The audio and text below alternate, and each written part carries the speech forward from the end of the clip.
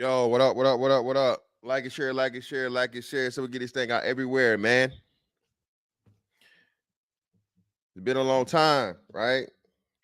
You see, we back on the ground. 10-4 Tuesdays, baby. Back in the motherfucking building. Um, you know, um, I apologize for not being able to do these for the time that I was doing this. And again, shout out to my A1 Day ones. You guys know this is one of the cornerstones of my platform, the quote unquote the conspiracy theorists, where again, man, we've been right. We've been right. We hadn't missed yet. Um, Shout out to bro True. Shout out to Logic, Hulk, man. Shout out to Hulk, brother, man. Shout out to Hulk, man. Now make sure you guys subscribe to Hulk, man, if you're not already. And we got another one cooking up, man. We got, I don't know how y'all don't know about this brother, man, but I'm in the process now again, something trying to set up with him. Another wonderful brother that you guys should be listening to if you're not already, that devotes the majority of his time to this. Again, I keep up with this, but I don't talk about it a lot because, bro, this is not my wheelhouse. Brothers like Hulk and the brother we'll be talking about here shortly, man. Those brothers are masters of it, man. I know when I ran into Hulk, man, and I started following Hulk on IG, but the stuff I thought I knew, I had no idea, and he's on it. So again, man, biggest ups and props to that brother, man. His wealth of knowledge when it comes to this, and especially the scriptures and all these different things. But hey, man, along the way, man, I send you guys to the better sources, and of course, his Shot the Chronicles. You know what I'm saying?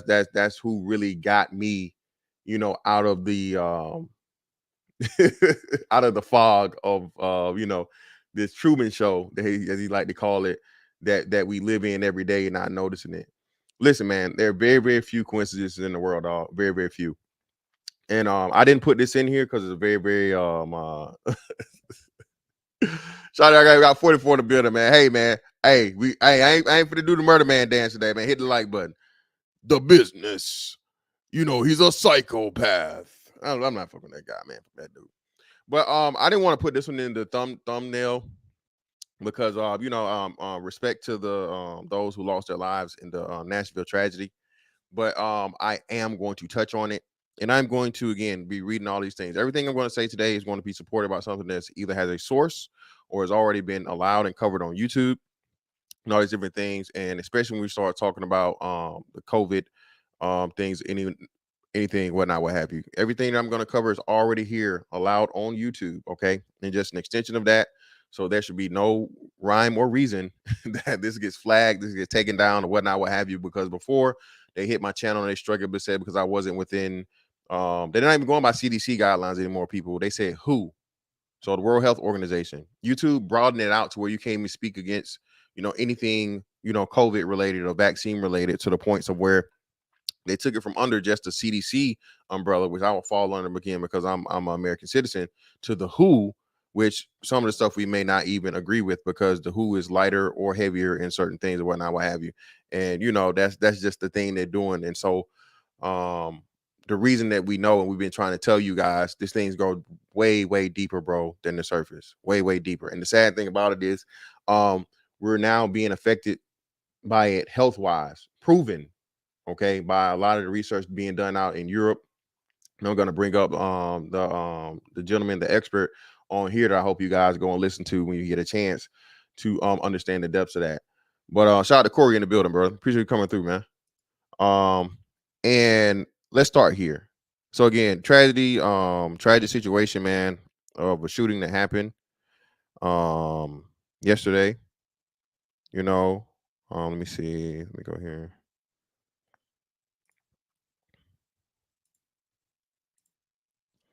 And very, very tragic situation. But for you guys that know and you understand, you know what this is about. Now, this definitely did happen. Again, shout out to Chronicles. There are no fake. What's the name, man? They need real blood. Okay, this isn't a hoax. This did not happen. This definitely happened. These situations usually are twofold events. Okay, but the most important focus of this, and you're seeing everybody talking about it, is gun violence, gun violence, gun violence, gun violence, gun violence, gun violence. And the thing that's going to make everybody cave in is going to be the repeated gun violence of children, and where children are the victims. Um, I'll try to bring it up, but like I said, now the same group of people that's involved. So let me read well, I don't want to read the whole article. You niggas hate when I read, so I'm not gonna read the whole article. What I'll do is we'll just look at the headlines and we'll go through it.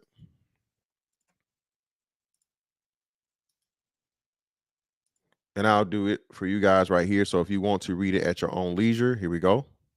Okay. The link is in the chat for the article if you would like to read it yourself. I learned last time I started reading you niggas, even though I'm an excellent reader. Niggas dropped out like about 20. So, you ain't just hide something from a nigga, put it in a book. Niggas ain't want you reading a book. Okay. Niggas hate reading. Okay. Even being read too. But let's get to it. Nashville school shooters' identity may make them an exceptionally rare perpetrator. And I don't know what the intention of this was. I really don't know. But when you look into it and you understand it, right? Yeah, man. Hey, make sure y'all subscribe to Hulk if you're not already. Appreciate you, Doug. Now I'm gonna jump to this most important part of it. Oh, shout out to Turf in the building, man. I can just imagine, man. I can just imagine 20 minutes outside. So let's jump down to this most important part of it. Now, I was so confused, right? And this is why I say the importance of words are very, very important. And something when we get into the dynamics of, sexual identity, right, or gender identity, that's even more confusing now. Because I watched the interview of the I don't know if it was a police chief or the colonel, whoever he was, but whoever the person was, the black man that was giving the updates on the situation, he kept referring to her as a she, a she, a she, a she, a she, right? So, but then it was put out that she was transgender. So now I'm asking the question, okay, if it's a she and she is transgender, is this a born she or is this a identifying she? Again, people miss out, man, on the importance of confusion. Okay, bro. Once you're confused on something or whatever, or you can start that confusion, man, you literally start deteriorating the fact that the foundation, man, of a society. The fact of the matter that she, and then you put the transgender in there. So now I'm asking the question, well, damn, which type of she is it? Y'all understand the gravity of that? Let's just go back 5 years. I'll say 5 years because this push wasn't even that big. This push for, again, a group of people that make up 0.02%, 0.02%, shout out to y'all, right? Of the population, man, should not constantly be getting all of this news, media coverage, all of this pushing and especially when it comes to TV shows and commercials and all these different things. Oh man. And shout out to my man MD Brooks. Appreciate you, brother. No such thing as gun violence. Guns do what they're told by the most part, unless mechanical defects, of course. Exactly, brother. Exactly. Again, shout out to A1 Day in the building, man. Little Rock. Appreciate you, brother. Shout out to you in the building. Yeah, D-Mac, that's what I'm saying. So think about this now. And a lot of us are y'all in my age group, 30 year older. Brother, we have lived at least 3/4, if not more, of, like, you know what I'm saying, 7/8 of our life, or 9/10 of our life, 90% of our life, to where there's never been a question of what a man or a woman is. Never even been a question, right? But now, not only is it questionable, there's an attempt to bully you into accepting a false premise. Is an attempt to bully you publicly to accept a false premise for a major minority of people. Y'all, 0.02%, less than 1% of people, right? Less than 1% of the population are being forced upon society, and most important, who? Our children. Our children. Our children. But let's get to this so you guys can see the most important part of this, right? And what helps to the point of why at some point in time gender dysphoria was in the DSM manual. Okay. There's a reason and problem as to when you let money get in the way, you let interest groups and these different things have type of power, and so you erase the actual facts and the history and the reasoning behind things for ultimately a agenda. But in the meantime, between time, people's feelings, again, man, feelings never override facts. Okay. As men, we understand this. Your feelings should, can, and will not override facts, man. Will never. All right. I don't give a damn again how many things or whatever you do, whatever, to this point, at this time, and more likely than not, in my lifetime and those to come, you will never be able to change, you know what I'm saying, from a biological means, okay? Scientific and biology means your gender. You just cannot do it. That is a fact. Okay. That is a fact. There's nothing phobic about that. There's nothing bigoted about that. There's nothing discriminatory about that. This is a scientific fact that's been proven over since before the existence of time, that even transcends species. Okay, that even transcends species. Now there are few and far between. Well, I think they said some reptiles were able to transfer over, and then the whole thing, the estrogen and the frog and whatever, so on and so forth. But there are very, very few species that can transition between the two. Okay, very, very few.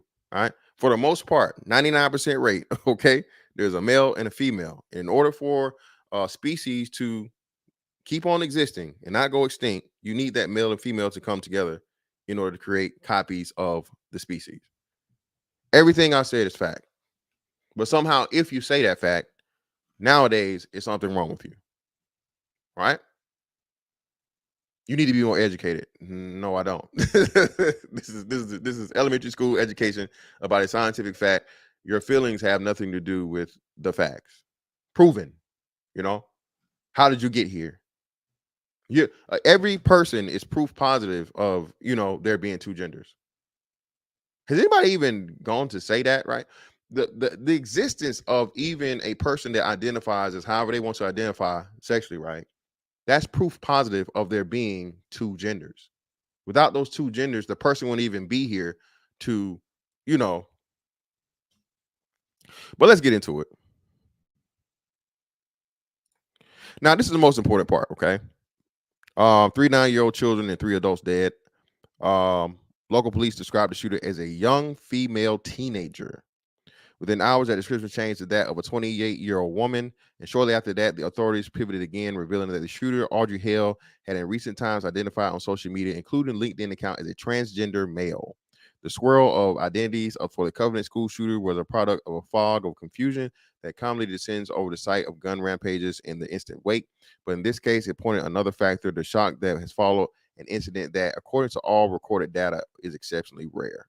Okay. One of the rock solid truths of the U.S. epidemic of mass shootings is that these catastrophic events, which tear families and communities apart, are committed overwhelmingly by males. See, the fact that you have this there's no such thing as this. It's a male, okay? It's a male, okay? According to the Violence Project, men are responsible for carrying out more than 97% of all public mass shootings. 97% of all public mass shootings, okay? Now, here recently, there have been a string of mass shootings of people with identities. Has there not? Just this year alone, there have been a string of shootings by people with identities. And again, according to the DSM manual, this was a mental disorder. When you get into this data and statistics of people that identify with, gender issues or whatnot, what have you, they have the highest rates of suicide of any group ever in the history of mankind. Now, again, as a grown adult or whatever, you have the right to do what you want to do with you. But what we have to understand is now when you promote this, again, very, very extremely small part of the community onto children, to where you allow these people who are one thing, but then live as another thing, and then force them upon young children to make them think that it's okay. Man, I saw this thing on Twitter the other day, bro. They had some 13-year-old little boy. This, bro, we cooked, dog. We are cooked. This society, and this is why a lot of the things that are happening to us is happening to us. Again, it's tinfoil Tuesday, so this is all by design. This is purposeful. They need the men to be weak. They need the men to be feminine. They need the women to think that they're masculine. They need to have us distracted and concerned with all of this fucking arbitrary emotional bullshit. Because, man, I told y'all, America is in the way. America is long overdue, bro. In the way. They got plans, they got plans, they got plans. You know what I'm saying? And as long as you have freedom of speech, the right to bear arms, you can't get America out of the way. Okay? As long as you have the freedom of speech, okay? The right to speak your mind, no matter how outrageous, no matter how crazy, no matter how whatever. Well, aren't you don't want the T people to have their thought? No, again, they can have their thoughts, right?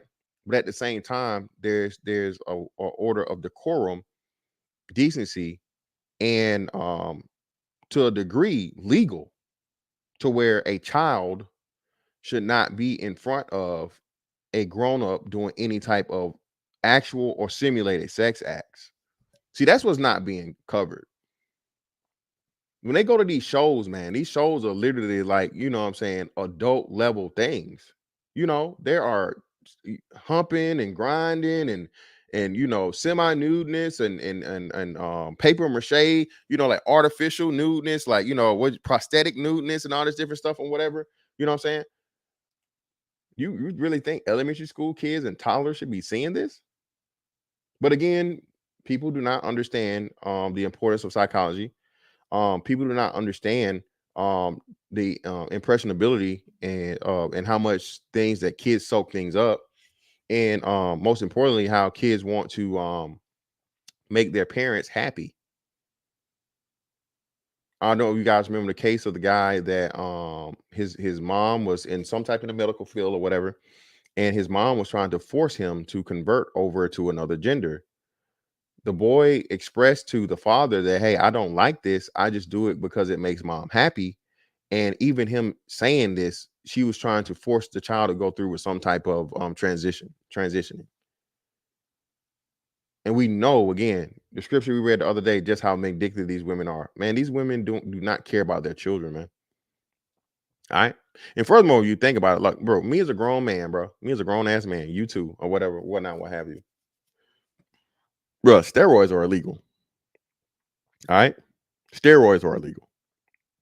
So you mean to tell me, as a grown man, not supposed to be taking steroids without a prescription or whatever, whatnot, what have you? Cool. Right. But you mean to tell me it's okay to literally give a children versions of steroids, versions of of uh hormone fucking enhancers or blockers or whatnot, what have you, for the sake of what?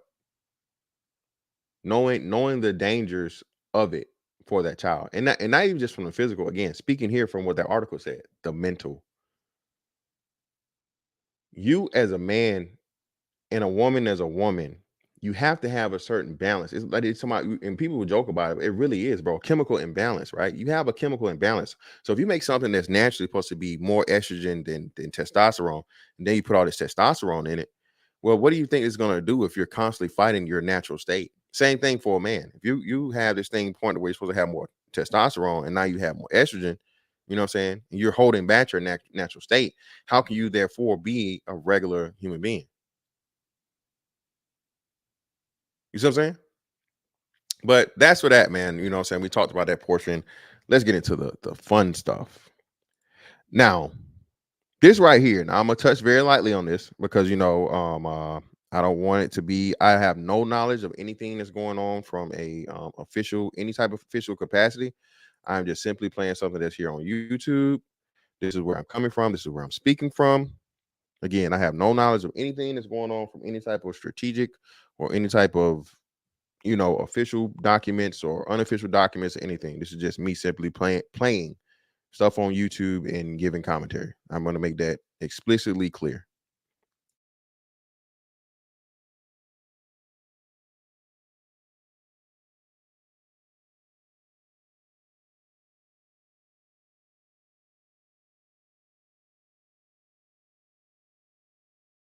What I'm about to show you is arguably the biggest story in the world right now, in my opinion, but it's being totally ignored by mainstream media. Of course it is. They don't want you to know about it because it will upend the global world order. I'm going to show you all of the new data and the info in a minute. But first, the US just announced they're getting ready for war with China and Russia simultaneously because we can't just do one without the other, right? See, this is what happens when people start to lose power, they get quickly losing power. This week, Defense Secretary Lloyd Austin announced their new 2024 military budget, which aims directly at China. And get this is unbelievable. It includes a 40% increase in spending to attack China.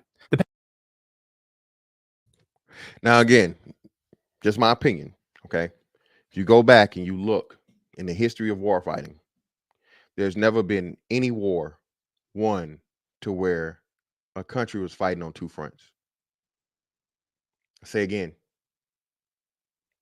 in the history of war fighting, there's never been any war won to where a country was fighting on two fronts. If I'm correct in the chat, put a yes. If I'm wrong, put a no. In the history of war fighting, there's never been a record of where a country was fighting on two fronts. Okay?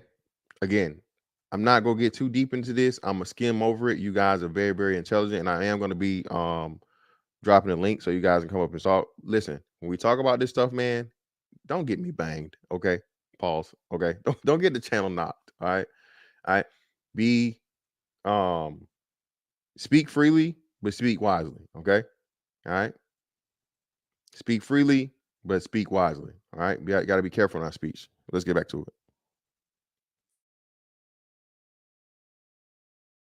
Pentagon recently said it is, quote, the most comprehensive and serious challenge to the national security strategy. Here's Secretary Lloyd Austin pushing for this new China war funding. This is a strategy-driven budget and one driven by the seriousness of our strategic competition with the People's Republic of China. It will help us continue to implement our 2022 National Defense Strategy and the President's National Security Strategy. So the U.S. national security is under attack because China is becoming an economic superpower.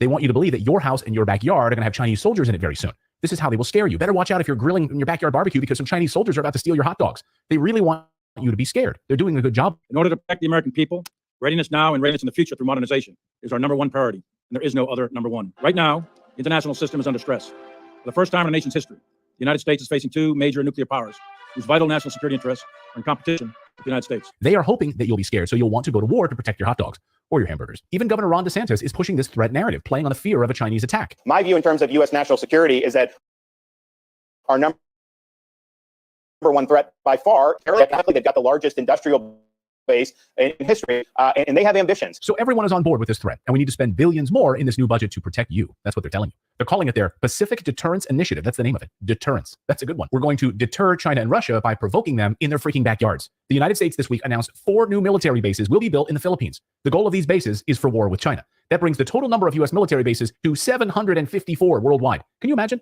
The United States has 754 military bases around the world. Just wrap your heads around that for a moment. But it's all just to deter them. They think we're stupid. The Chinese Foreign Minister Qin Zhang warned earlier this month that if the U.S. doesn't change its course on its military buildup in the Asia-Pacific and other policies aimed at China, it will lead to conflict and confrontation. So Washington has a death wish, and they're going to get us all killed if they don't want to back off. But they won't because of what I'm about to show you, and this is the most important part. So the United States just announced it's getting ready for war with China and Putin at the same time for a very important reason.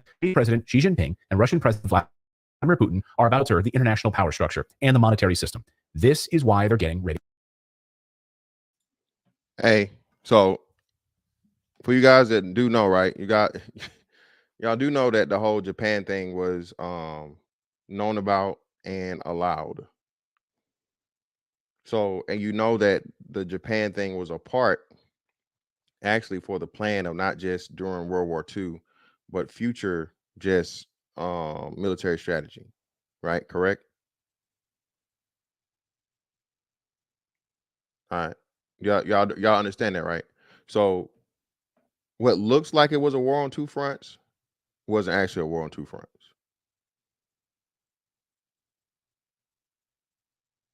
What looks like it was on the surface to everybody, whatever we're having, because remember the Japan shit was get up out of there instantly, and it gave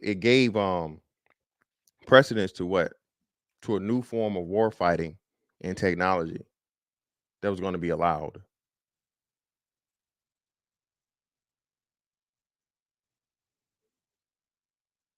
I forget the name of the general. I'll get it and give it to you. But he said clearly they knew the attack on Pearl Harbor was coming, and they could have prevented it, but they didn't. Why? Yeah. Shout out to Zone. You needed that to send a message, and not only send a message, but set up precedents for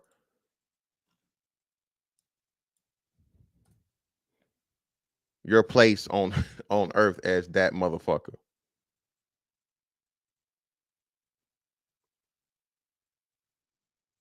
Well, let's go.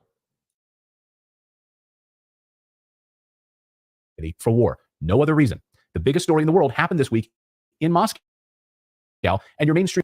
This week, Xi Jinping and Vladimir Putin signed 14 different documents in their face-to-face meeting. The biggest had to do with trade and currency. It's perhaps the biggest story in the world right now, but again, the U.S. media was obsessed with something else. He could be days away from becoming the first former president to be indicted. Donald Trump is under multiple criminal inquiries. If he's about to be arrested, it almost certainly means he's going to be indicted. The media wants you distracted from the U.S. banking crisis and the decline of the U.S. dollar. Can you imagine? Probably the most important story in the world happened this week, and it almost got no attention. So let me know in the comments if your newscasts in your local markets covered this story. Probably not. So let's give it some real attention right now and give you the most important highlights. Saudi Arabia and Iran, Sunni and Shiite Muslim, are sworn enemies. They hate each other. And yet China just brokered a peace deal between them.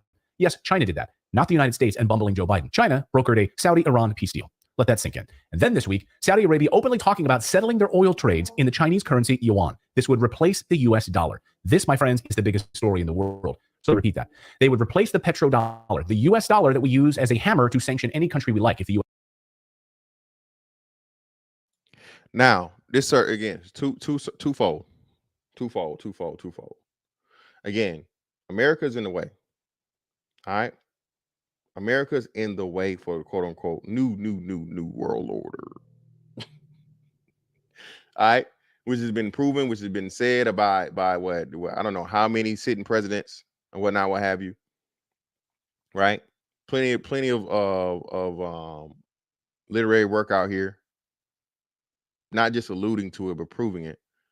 Trilateral Commission, Council of Foreign Relations, all these people, man. You know, the hidden hand, you know, the Illuminati, Rothschilds, Rockefellers, Blackstone, all these things everybody talks about, right? You understand what the purpose of it is, and ultimately globalism is going to be. Globalism is all become one. All right? America is in the way. And I told you guys, the revelation of the method, right? If you go and you look at one of the best things to tell you and show you how to destroy anything and anybody, right? In a world that's dependent upon some form of currency, is you attack the currency. You attack the currency. And this is why I tell y'all too, man, like, you know, Donald Trump and everybody, like, bro, again, if you really understand what this shit is, bro, two sides of the same coin, bro. There's no Republican, there's no Democrat. All right. There are people that are willing to be puppets to certain degrees of the thing. Now, there are some true quote unquote patriots and some people that really are doing the right thing, but that's few and far in between. And I don't know if you guys know, but it was a fucking message sent, okay, to one of them in particular. All right. All right. So we've already seen all the things that's going on with the United States government when it comes to well, not the government, but the currency, right? The monetary system. The monetary system is a part of the Federal Reserve, right? Federal Reserve. Long time ago, Richard Nixon officially took us off, no chance of ever going back to the gold standard fiat currency. If you don't know, man, it's plenty of things on here, man. But go shout out to Yusuf L on here. Yusuf L gives some of the best information when it comes to a great explanation of fiat currency. But pretty much like, hey, you have money, there's nothing behind it, and hey, there's that. When you have nothing behind the money, you just get to print money, just get to pull money out of thin air.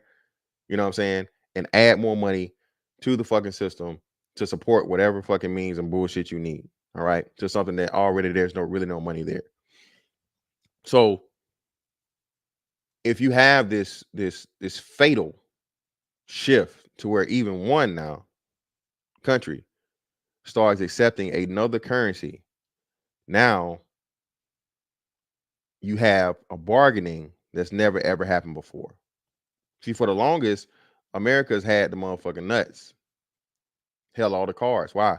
Because you're the only people that the most important thing on earth, and this is why we'll never go completely totally electric, and that in itself is a trap. I don't think I want to cover that today too much. I'll just touch on it. Listen, man, this whole move to electric this, electric that, and save the earth, don't use any oil, bro. I promise you, the people that are going to be the elite and whatever, they're gonna have all the oil, they're gonna have all the coal, they're gonna have all the meat, they're gonna have all the shit they telling you can't have. It's gonna be the lap of luxury. You hear me? It's gonna be the lap of luxury for you to have those things that they're telling you that you're using to destroy the planet, and you're being insensitive and you don't care about the animals and all this other shit or whatever. It's pretty much, bro. They don't think you're not good enough. You don't deserve it. You deserve the bugs. You deserve the clone meat. You deserve the clone meat. Shout out to Sir Tice, man. Another A1 day one in the building, brother. Appreciate you, man. Shout out to Rico. So Rico know what it is. Shout out to Rico, man. All right, Rico, you seem fairly new, brother. I don't remember you in here, but see, he know what's up. See, Rico know what's up. Hey, man, this is what TINFOIL Tuesday about, baby. Hey, man, I greatly can't wait for you guys to come up, man, and add to the combo. But and I'm glad, man, that more of us, us conspiracy theorists, crazy people, they believe anything. I'm glad to see more of us, man, are starting to speak out, because, bro, the easiest thing to do is call somebody crazy, bro. All right? If you're not already, man, turn your TV off, man. Stop watching the news. Stop watching all the bullshit, man, and read. And you see a story or some whatever, bro. Google is the best thing, because, bro, what's crazy is, bro, Google even, and no pun intended, redacts things or hides things, man, where you really have to dig deep. So I would really suggest you use like Bing or something, which the Brave browser, I think they use Bing. Use Bing, man. Don't use Google. Bing is that's controlled and monitored too, but it's not as suppressive as Google is. Not suppressive as Google is. Exactly, they definitely do. Shout out to Fashion, got my man Fashion in the building. What, Fashion, we was right, man. Definitely. And not only are they omitting records, man, the Mandela effect. The Mandela effect is going on. And and another big thing too, man. Hey, people, I would suggest that you get getting physical books is going to be crazy, right? Be able to go and get physical copies, but as many physical copies of books you can get them. Okay. If you're going to have any type of digital media or whatever, with like PDF files and different things, I will put it on. Don't keep it on your phone.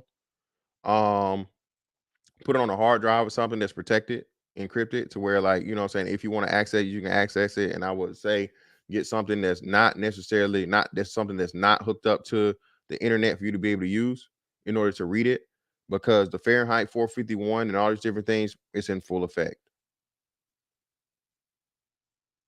Okay. The deletion of literary work and the banning of books and the modification of things and whatnot, what have you, is coming. Okay.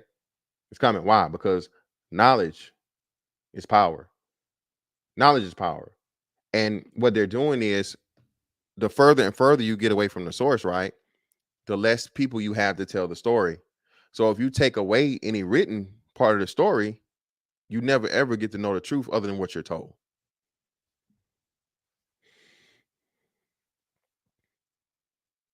That's true. That's true planning, man. Again, and what's crazy, even still, I told y'all, bruh, what's crazy, I cannot find this fucking shit to save my life. Bruh, I'll never forget. They showed the car in the tree trick, and I'm still trying to find it. If somebody has like the original version of Now You See Me, the magician movie with Mark Ruffalo and the three people or whatever, please send that to me, because I'm looking for it and I can't find it. That explanation of the card in the tree trick, man, is what we go through in life. These people that are these elite, the whatever you want to call them, bro, they have the foresight they have the resources, they have the patience, they have the lineage, they have the everything in place for them to be able to plan this over a long, long, long period of time. So people can't even see what's going on.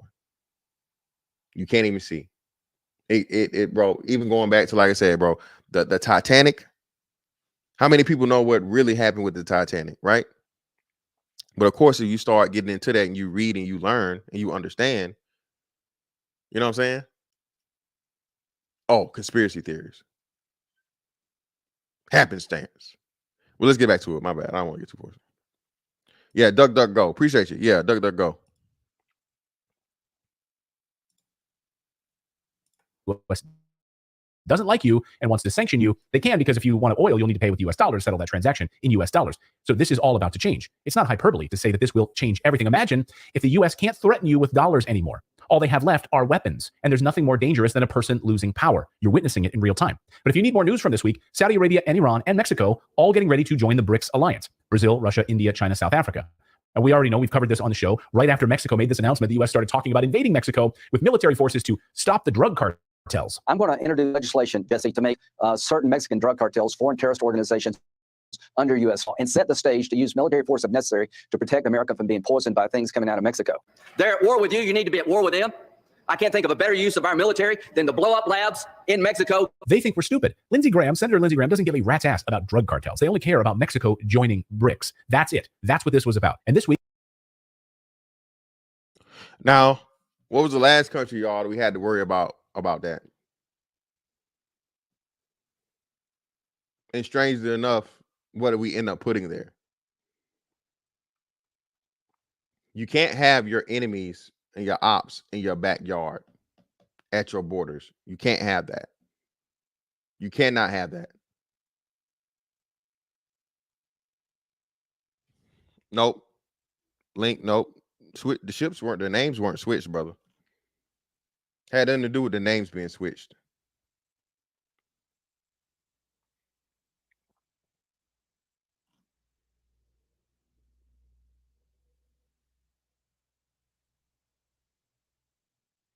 Shout out to D Champ. We put a U.S. base there. The last motherfuckers in our backyard that was, you know, with the shits or whatever, somehow, even though you can't go there, there's a military base there. Ain't that something? So just imagine now with Mexico, right? Which Mexico is pretty sizable, you think about it, right? But if you get Mexico that joins this brick shit, and now you friends with the ops, our biggest ops, and then outside of us to the two next biggest superpowers when it comes to a war fighting force in the world, and now you got like their little brother or their whatever. Well, what does that do? Well, ain't no more of US having no control over the cartels. Oops. Contra anybody? You know what I'm saying? When George Bush was the leader of the CIA, right? CIA. And we come to find out that you know, United States government was controlling the drug flow, was controlling the fucking drug cartels. Again, man, like if you guys haven't seen fucking Sicario, bro, go watch it. They tell you this. They tell you this, man. Because again, you know, the black market, bro. Listen, these people that are over everything, no, they got fingers and hands and all this shit.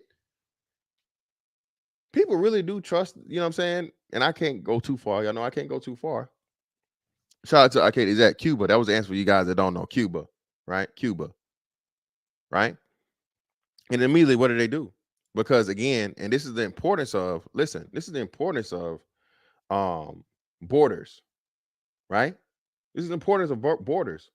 Because as simple and as arbitrary as it may seem, now think about this. Y'all niggas ain't finna be going to motherfucking Tijuana and motherfucking you know, just to have, you know, just go across that border no more if they join BRICS.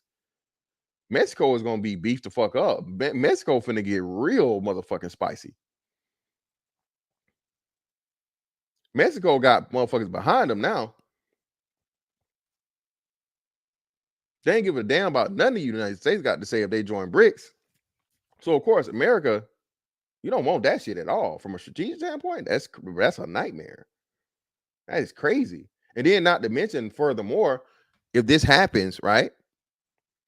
And then they actually get the fucking the shift to go over to where now the dollar is no longer the reserve currency of the world, and fucking Saudi Arabia and fucking Iran or whatever starts accepting the yuan.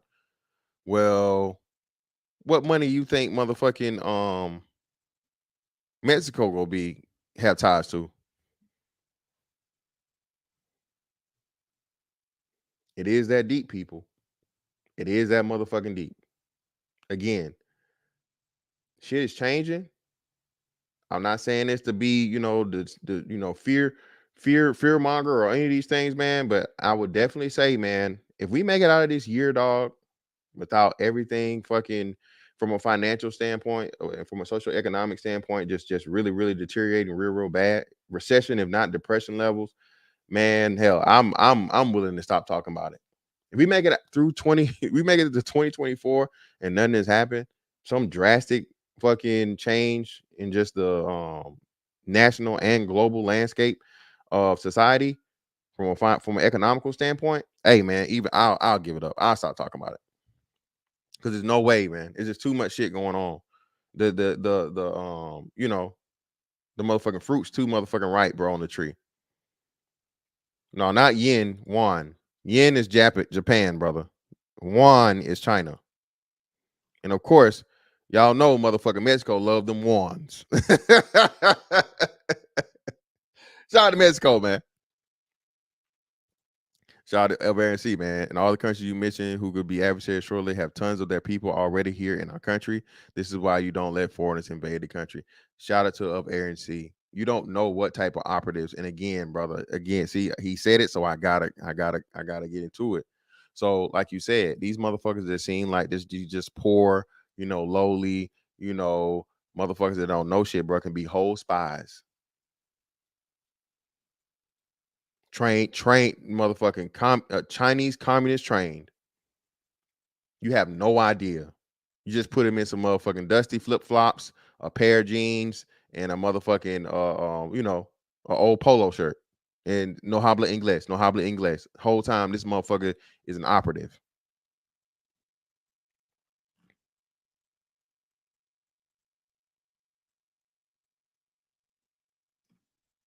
January, man, get out of there. I can't say it. And oh shit, damn. You know what? I gotta find this, man. I gotta find this. And damn, shit. Another big thing. So listen. What's been the shift in the drug culture, y'all? We here on the China thing, and I'm gonna get back to it. I promise I'm gonna get back to it. Hey man, I'm glad share, like and share, so we can get this thing out everywhere. Hey, all of my tinfoil hats, all of my conspiracy theories, man. Make sure y'all come up and hey, let's let it go, baby. Like and share. Hey man, let's get into it. Tinfoil Tuesdays is back. All right. We in here. We talk about it. Let's get to it. See, y'all already know. Y'all know. Where the fuck fentanyl come from? See, I told y'all, man. Listen. See, y'all getting me excited, man. The George Floyd shit, man. Some people were saying, it looked kind of ritualistic, the one shoe on, the one shoe off thing, and and that's when motherfucking what got on the map. Before that, man, I had heard of fentanyl, but fentanyl had no fucking place of reference or anything. I don't do drugs. I'm not a drug addict. I'm not in the drug culture. So fentanyl meant nothing to me. But after George Floyd, the black man that had never did anything of note in his entire life, the whole world rioted. The entire world all of a sudden cared about racism in America. And the foundation was what? Fentanyl. Fentanyl. MJ Hines, yes, indeed it is. My bad. Let me get some more. Shout out my man Savage Red Recovery, brother. Appreciate you, brother. Clinton helped bring coke into the state as a governor. Appreciate you, brother, and appreciate you again, brother. I can go deep in on this, brother. We're gonna open up the chat, brother. You can come up and say everything you gotta say, man. Please come out on Tuesday. And that's what I'm saying, fentanyl, right? And there's actually a video, man, I gotta find it, of the dude telling you, the people that was in the thing, they said, man, hey, he said, bro, all the heroin dried up. He said China, who had the fucking, that's always been a thing, right? I want that motherfucking shit right off the boat, right? Asia, China, all that type shit. Frank Lucas, American Gangster, he got his shit from the source, cut the middleman out. So the whole drug trade or whatever, when it came to that, you want that good dope, you want that, yeah, man. See, it's 10-4 Tuesday. We can't lose our what's name. If you want that good old boy. This ain't no weed, Ray. And we ain't snorting no bitch. This is boy. Boy, you want that boy. You gotta go holler at Chang and them. You know what I'm saying? Ain't no better place, baby. You want that that cocaina, the white girl. You know what I'm saying? Yeah, you go holler at Juan, Pedro, Alejandro them. But you want that boy? This ain't no weed, Ray. And we ain't snorting no bitch. This is boy. You want that boy? You know where you gotta go. So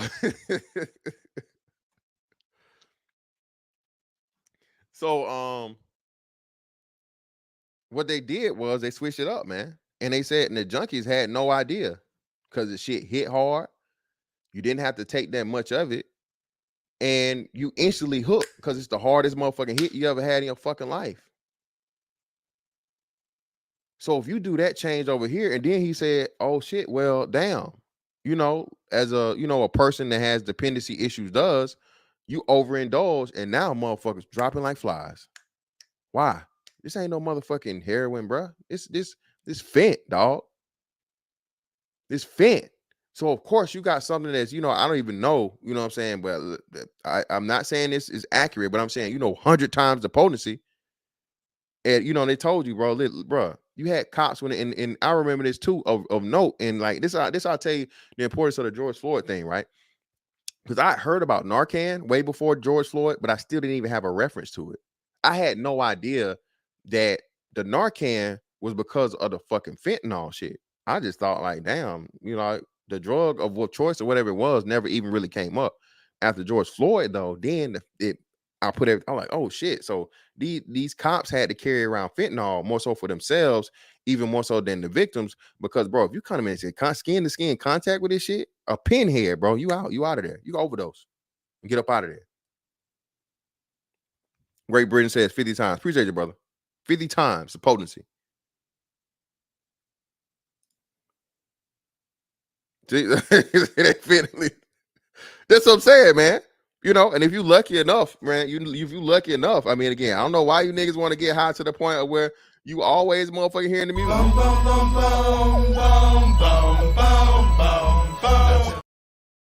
Might want to stop. Okay. Listen, if whoever it is, Lil Junebug, Shifty Sizzler, Shotgun Mike, Rooftop Trey, they hand you that motherfucking pack, nigga. You hear the music?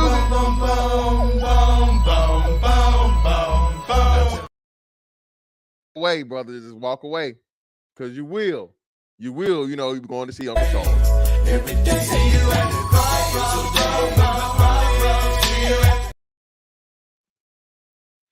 Plandra, interesting question. Why would you be trying to kill your customers? Plandra, this is how deep war goes. This is how deep war goes, bro. And y'all, bro, this is China. China killed its own people. China still has a whole group of people that they're oppressing and using for what God knows right now. Hell, you think they care about their enemies? It's war, man. Shout out to where you at? Yeah, Baba Tunde, man. Shout out to Baba Tunde, man. Shifty Sizzler. It's war, man. Let's get back to it. Week, Mexican President Obrador fired back, basically called Biden and Congress a bunch of idiots for provoking a war in Russia and talking about invading Mexico. So what does all of this mean? Well, it would mean that if all of the major oil-producing countries in the world become part of the same alliance, it would mean that half of the entire population of the globe would be on the same team, using a Chinese and Russian oil infrastructure that's tied to oil and gold, and no longer to the US dollar. This week, we saw a new record amount of gold being bought and stored by China. There are real concerns that we are running out of gold supplies right now, and the world is becoming... Get in on your precious metals. I don't just do this to flex and flaws or whatever. Silver, I know the old dude's been talking about it for forever, but if the dollar does collapse or when it does fall, precious metals is going to finally hit what it's supposed to hit. They've said the silver market and the gold market have been purposely being manipulated on purpose because of fiat currency. What does this do? If you have China and Russia, okay, and this is not any type of pro Russia or pro China talk, I'm just speaking from an economic standpoint. If you basically have these two countries that have the next to us the biggest fucking gold reserves of anybody else on the planet, okay, if you have them come together and say and pretty much re-enter the gold standard,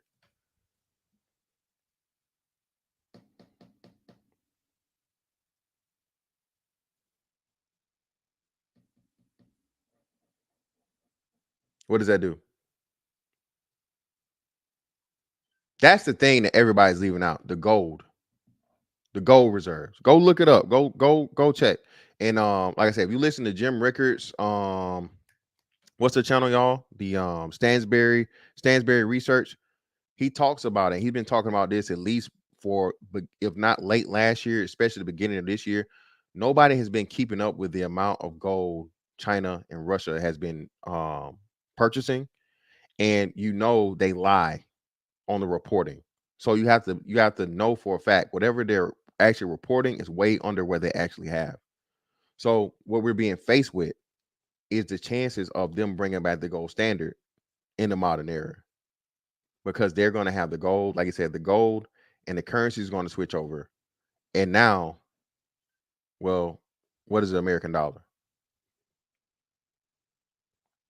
I'm telling you, man. And sure enough, we go get into that too, man. Hey, I greatly appreciate y'all, man. They got 184 people in the building, man. Let me look at these likes, man. See this. Let me look at these likes. Let me look at these likes. We finna have to do the Murder Man dance. Hey, bro, I need, bro. This one of my biggest 10-4 Tuesdays ever, nigga. I'm surprised. Like, Jesus Christ. I got 90. Come on, man. I got 180 people in here, and I got 50% of my likes. Hit the like button, man. Hit the damn like button. Y'all just want to do the Murder Man dance. Okay, we gonna do it. Fuck it. Y'all want to do the Murder Man dance? Y'all, I gotta make y'all do the Murder Man dance. Get likes. We'll do the Murder Man dance. Oh, Murder Man dance. That's the Murder Man dance.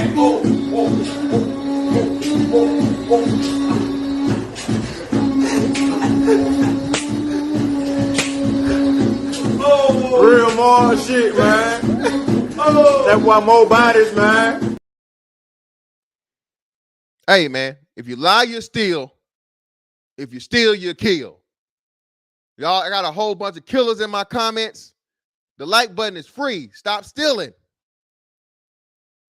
Okay? The like button is free. Stop damn stealing. Hit the like button. Thank you. Incredibly difficult to get gold. China and Russia are buying as much of it as they can find, and gold producers right now are scrambling out of the ground. Gold is nearing record highs this week, prices touching $2,000 a troy ounce. So all of this means we're spiraling into World War III. Over the past 48 hours, the U.S. launched airstrike in Iran, but not in Iran. They attacked Iran in Syria because as a proxy. This is a response to Iran attacking American soldiers in Syria. Again, why the hell are Americans in Syria in the first place? Mistake. The United States does not emphasize seek a conflict with Iran, but be prepared for us to act forcefully, protect our people. So Syria is ground zero for what's about to happen in this new world order. But again, just pay attention to Trump getting arrested. That's what the deep state wants you to focus on. So that's the news update part of today's show, trying to get you caught up on all of the big geopolitical developments over the past 48 hours. Now I want to tell you about our sponsor for today's video, which is tied directly to this changing world order where one currency is tied to gold, oil, and actual precious metals, and the other, the US dollar, is tied to nothing. That comes by if you want big.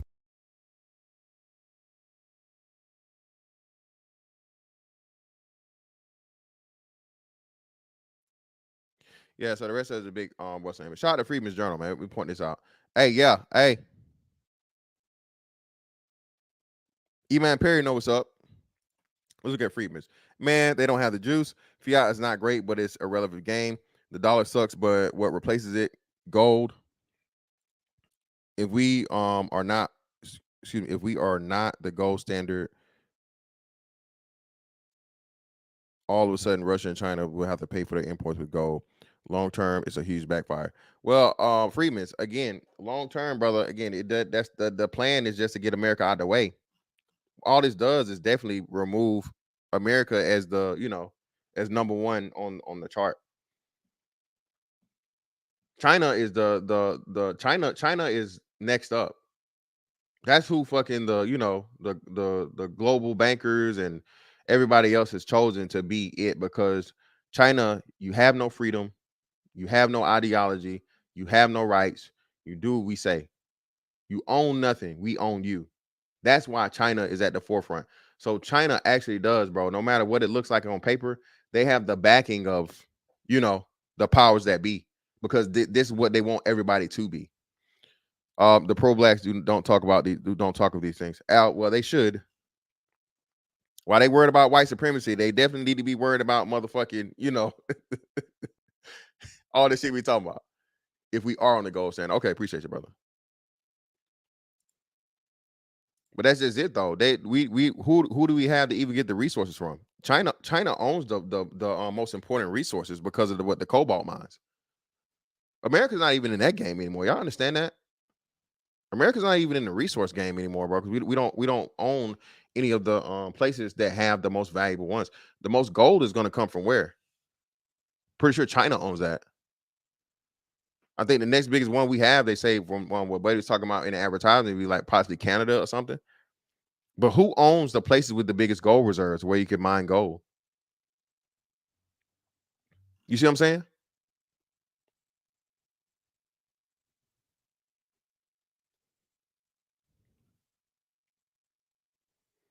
Soup Bone, what?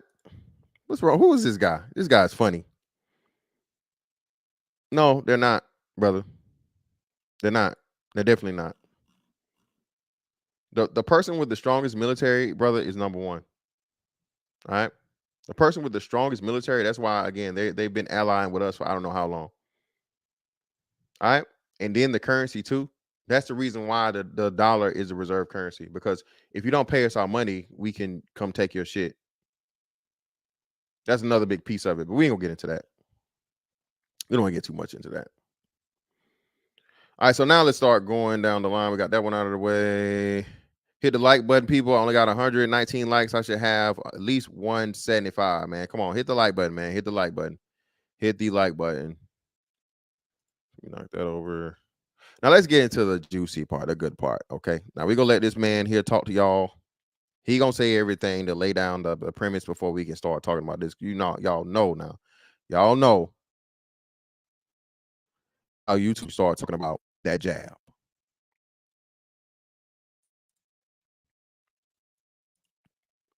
Now, it's all but been proven from various statistics and whatnot, what have you, that the COVID-19 virus, not virus, vaccine is one of the most, how do I say? I don't want to say deadly. I don't want to say what's the name, but we'll say adverse effects. Has the most adverse effects, and we're going to show graphs and things from actual Congress that shows it to prove it. Okay.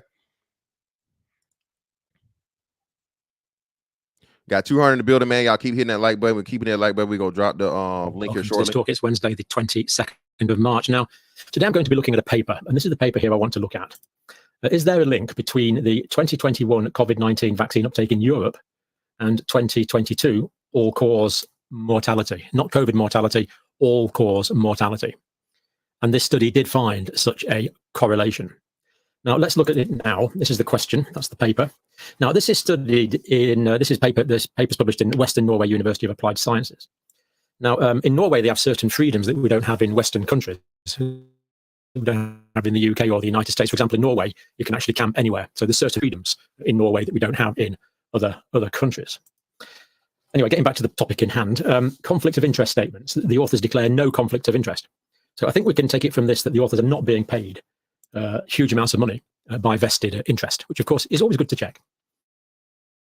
So no vested. The authors primarily study a possible link between 2021 COVID-19 vaccination uptake in Europe and all-cause mortality in 2022. So they're correlating vaccines in 2021 for COVID-19 and monthly mortality in 2022. Now, let's be perfectly clear. This is a preprint. This is not a peer-reviewed paper. But I wanted to cover this paper because I think the possibility of this getting published in a mainstream peer-reviewed journal is essentially zero. Leave that there. I don't think it's going to get published in a peer-reviewed journal. If it does, I'll be very surprised and we'll certainly report on it. But I think it's important to report on it now because this is the whole point of preprints. They are paid for discussion, and we're discussing it now. So, i.e. mortality higher than before the pandemic. So this is taking the mortality in 2022, comparing that to pre-pandemic levels. Now, they analysed 30 January, September 22. They did point out the importance of analysing the last 3 months in 2022 when they get the full data available for that. This is just where that went up to. 31 EU member states, throwing in Norway, Iceland, Liechtenstein, and Switzerland. All-cause mortality, this is a direct quote from the paper, increased more the higher the 21 vaccine take. In other words, countries with more COVID-19 vaccines in 2021 had higher excess mortality in the first 9 months of 2022. This is what we call a positive correlation between vaccination in 2021 and excess deaths in 2022. And they quantify it. There was 1 increase in 2021 vaccination rate. So for every 1 point, that went up. Basically, the mortality went up by a tenth. So the mortality in 2022 was 0.105, basically 0.1%. So I consider that number to be huge. 1% increase in vaccination in 2021, 0.1% increase in overall mortality in 2022. It's a huge number, absolutely huge. When controlling for alternative explanation, the association remained robust and significant. Now, 2021, all-cause mortality was lower the higher the vaccination uptake. So interestingly, in 2021, the more vaccines people had, the less people died in 2021, but in 2022 it was the opposite. But, and it's a big but, in 2021, when they controlled for other variables, that became a non-significant effect. So there was an inverse correlation between COVID vaccines and all-cause mortality in 2021, but it was not significant after they accounted for. All right. So, and we're going to bring it here in a second. Be brave and think. That's your name. We're going to bring it here in a second. And thanks for coming up. But so basically what he's saying, y'all, is of course, when everything was going down or whatever, they was giving out these vaccines, what they had to do and they was able to say is like, okay, well, we had X amount of deaths projected due to COVID, right? And we know once you go into deaths from COVID, that in certain cases, I can't speak for the UK, I can't speak for overseas and other places, but here in America, you had up to a 30-day window, okay, in some cases, to where even if a person has no symptoms, they have no traces or whatnot, what have you, you were still able to classify it as what? A COVID death. Okay, that's factual.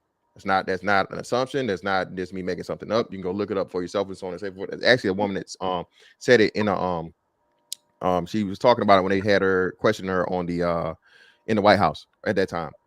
So what happens is, okay, dying with COVID or dying from COVID. That delineation never got made.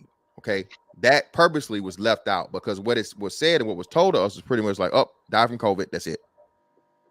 Okay, but the further we get along with it and away from it, you get to understand, okay, well, hold on. Well, this person died in a car accident and y'all have them as a COVID death. Well, they had COVID. Okay, well, they had COVID, but obviously, hell, they, tragic, horrific, crazy ass motherfucking, what's the name? What are we talking about here? Oh, don't worry about that. So what we're coming to see is, man, they had to make it to that magic number. They told us 2 million deaths, 2 million deaths, 2 million deaths. So we have to get this thing out. And then lo and behold, like you said, the production of a vaccine that somehow never even existed to now we had a vaccine in less than 6 months time. You know what I'm saying? And no one questioned that. And you have to take it in order to be able to operate in the world. All right. So now, of course, during that time where you're having, COVID deaths from COVID, but because COVID is quote unquote so deadly and all these different things and whatnot, what have you. Well, if you did have people somehow being adversely affected by the vaccine, how would you know? Because the vaccine isn't the issue or problem. You need the vaccine in order to not spread it to everybody else, and do your part and be a good human being and do as you're told, and worry about your the old people and all these different things. Because if you didn't do that, you're irresponsible, you're a horrible person, and you don't care about your grandma, right? But lo and behold, come to find out, oh well, damn, hold on now. The further we get away, as herd immunity actually fucking kicks in, and more people are out of the bullshit and the stupor of, hey man, I'm gonna deal with this, this jab. Now you're starting to see, whoa. How do we have the point to where COVID is pretty much to the point of where immunity is spread around the world, so everybody has some form of whatever immunity to it. But now we have, like I said, a bump up for a whole country to have a 0.1 raise in just a year's time. Think about that mathematically. That is huge. And like I said, if it's correlating directly with the percentage of people that had the vaccines versus, and then we've all seen the clips, we've all seen the the things, and unfortunately, like I said, I got another chart I'm gonna bring up here for you guys so you can see it. Well, what's happening? Because you can no longer blame COVID. You know what I'm saying? But we got Be Brave and Think in the building. What's going on with you, brother? Appreciate you. What's up with you? Hey, hi there. My mic set pretty good. Yep, pretty good. Pretty good. Go right ahead. Very, very good. I read 3 books back in 1990: Democracy for the Few, Inventing Reality, and Shadows of Power, both by liberals and conservatives. And after I read those 3 books, I said, if half of what's in these 2 books, because they both cross-referenced well and agreed, I said, if half of what I read in these books are true, we've been powerless. We've never had power in this country. You're right. They have done what they've wanted with our military, with the natural resources, whatever they wanted, they've done. And they've let us get into this pretend world of we have power. And when you look at the reality of the wars, and you look at silly, and then the momentum of things after you follow that up, it's like it just gets even more ridiculous. As I said, with the trading of raw natural resources while we're doing war, they're trading at the top what it takes to do the war, while we're killing each other as peasants at the bottom. So the reality is, when you hear the China and the Russia threat and this threat and Ukraine, now I understand they're playing games with peasants and peasants are dying, but the reality is there's no threat of war, folks. It's all a damn filthy game. Because they've already they sealed their power. They sealed it. They had it. They sealed it with World War I, World War II. They can do anything now on the planet they want. They knocked those sovereign, all that ability to become sovereign in Europe. They knocked all that apart. That's when they just actually put the stamp, we're done. And that's when China is making, well, look what China does for us. All of the stuff they make for us, the pharmaceuticals, the rare earths and everything. Look what Russia and us are going to the space station together. During the Vietnam War, we were sending Russia metal while they were making machine guns shipped to Viet Cong to kill our soldiers with. I mean, if you look into this stuff, it is so phenomenally, it becomes to the point to where you go, wow, the power that these people have is, have you ever heard people talk about challenging it? It sounds so silly. We're done. There's no challenging the power that runs the planet. If they can, here's my main point. If they can start wars wherever they want, and they've got that power, it's over, folks. They've had that power for 200, 300 years. So this would I'll push back on you, right? And like I said, and shout out to you again. You do have certain things, just like the situation we were talking about with the Titanic, right? To where they pretty much had their competitors killed off in the in the sinking of it or whatnot, what have you, right? Well, you do have people along the way and that are here that do not want to play that game, do not of that thing, and you have a little bit of resistance. And that's why I say America, as what I'm saying, the social experiment that it was, what I'm saying, it's been around too much, and the ideology, the complete existence of the ideology of America goes contrary to globalism, right? So until you kill off that idea in itself and you get it away to the point of where, hey, you can think what you want, you can say what you want, you can have your own guns and things to protect yourself. Which I understand what you're saying. Hey, bro, it's really hey, you're right. These people literally can today, and people don't even know. You know what I'm saying? People don't shout out Aaron C. And people don't even know, like you said, people aren't even aware of the assassinations that, like, countries are involved in. And right, so for instance, right, did y'all know that the Taliban was completely and totally funded by America, right? Y'all do know that, right? Put a yes in the chat if you knew that. Put a no if you didn't know it. And the Muslim Brotherhood. Yeah, go ahead. And what happens is, again, man, it's a never-ending cycle. So who are we funding right now, y'all?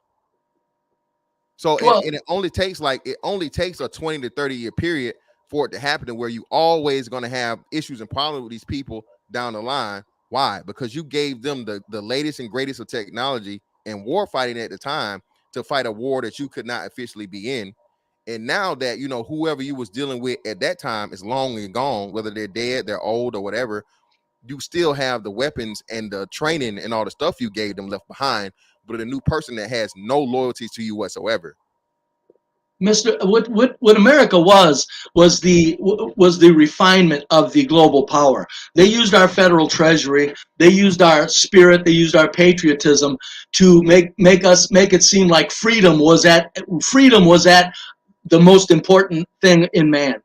And so Here we go. So they used America as their throne. They joked us the whole way. What they did is they no longer need us. I don't think they're going to take us that far down, Mr. Fantastic. I think they're going to reduce our living standard dramatically. But I don't think they're going to, I think the reduction of the American psyche of what existed in the 50s and the 40s after the war, and during the union shops where everybody really made good money and everything, and the corporations even own the unions, that's been destroyed already 40, 50 years ago. We're at a place now where Americans are just they're not even living on their laurels, because they don't know what the fantastic joke of the developers of the laurels did or were. So the whole thing is, we don't have to worry about America's already been put out of the way. China's been put out of the way. Russia's been put out of the way. In a debate, we can't do it here, but go ahead and put me in a debate with somebody, and here's my motion: China, Britain, Russia, Germany, France, America, modern Israel, they're all on the same team. And I mean, not just on the same team. They're all controlled by this small, whatever you want to call it. And people say, well, who are those in control? And I'm going, look who has the power to start the wars. That's all I'm saying. And I don't care where you get that from. Mm-hmm. If you have powers to start wars, you own the planet lock, stock, and barrel. And these countries that they're saying, oh no, we're going to go, China's going to attack, Russia and China's getting together. That's a pathetic frame of mind, folks. It's all bullshit. I understand why they do it, of course, to keep us thinking that we still have hope of power and democracies and democratic republics. We all want to think the vote counts. You know, when people talk, have you ever heard of, what's the funniest part about to me is people, and you've heard it, Mr. Fantastic, you've heard people talk in extreme detail about what China's doing, and people in extreme detail about Russia and Ukraine. And there's just common folk, but they talk in these extreme details.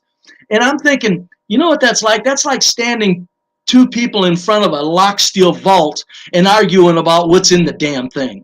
How stupid would you look if you did that? Pretty damn stupid. And that's what people are doing when they're saying, well, China's doing this and they've got that and they're doing this and Russia's doing this and that and Ukraine and America's going to come in and then shut up. None of us know any of that shit. Do we? Do you think we do, Mr. Fantastic? No, you don't. We don't know where it's coming from. We just know it's somebody, like you said. No, but I'm just saying you got people talking like they know what's going on. And it's the most pathetic thing we can do. It's like, to me, there's the only thing worse than being powerless is not realizing you are. That's disgusting. And Christians, they're the ones that I hold the most accountable, because Do you think Christ would want you talking about something you really know nothing about and talking about it as if you know exactly what's going on? Okay. So that's what people are doing. Okay, well, And I'm speaking of going, Christ, speaking of Christ, we got my man Fasting His Life in the building. Fasting His Life. What's up, brother? Good to see Hey, you, man. A1 Day one in the what's up, building. man? You got it, bro. I'm driving.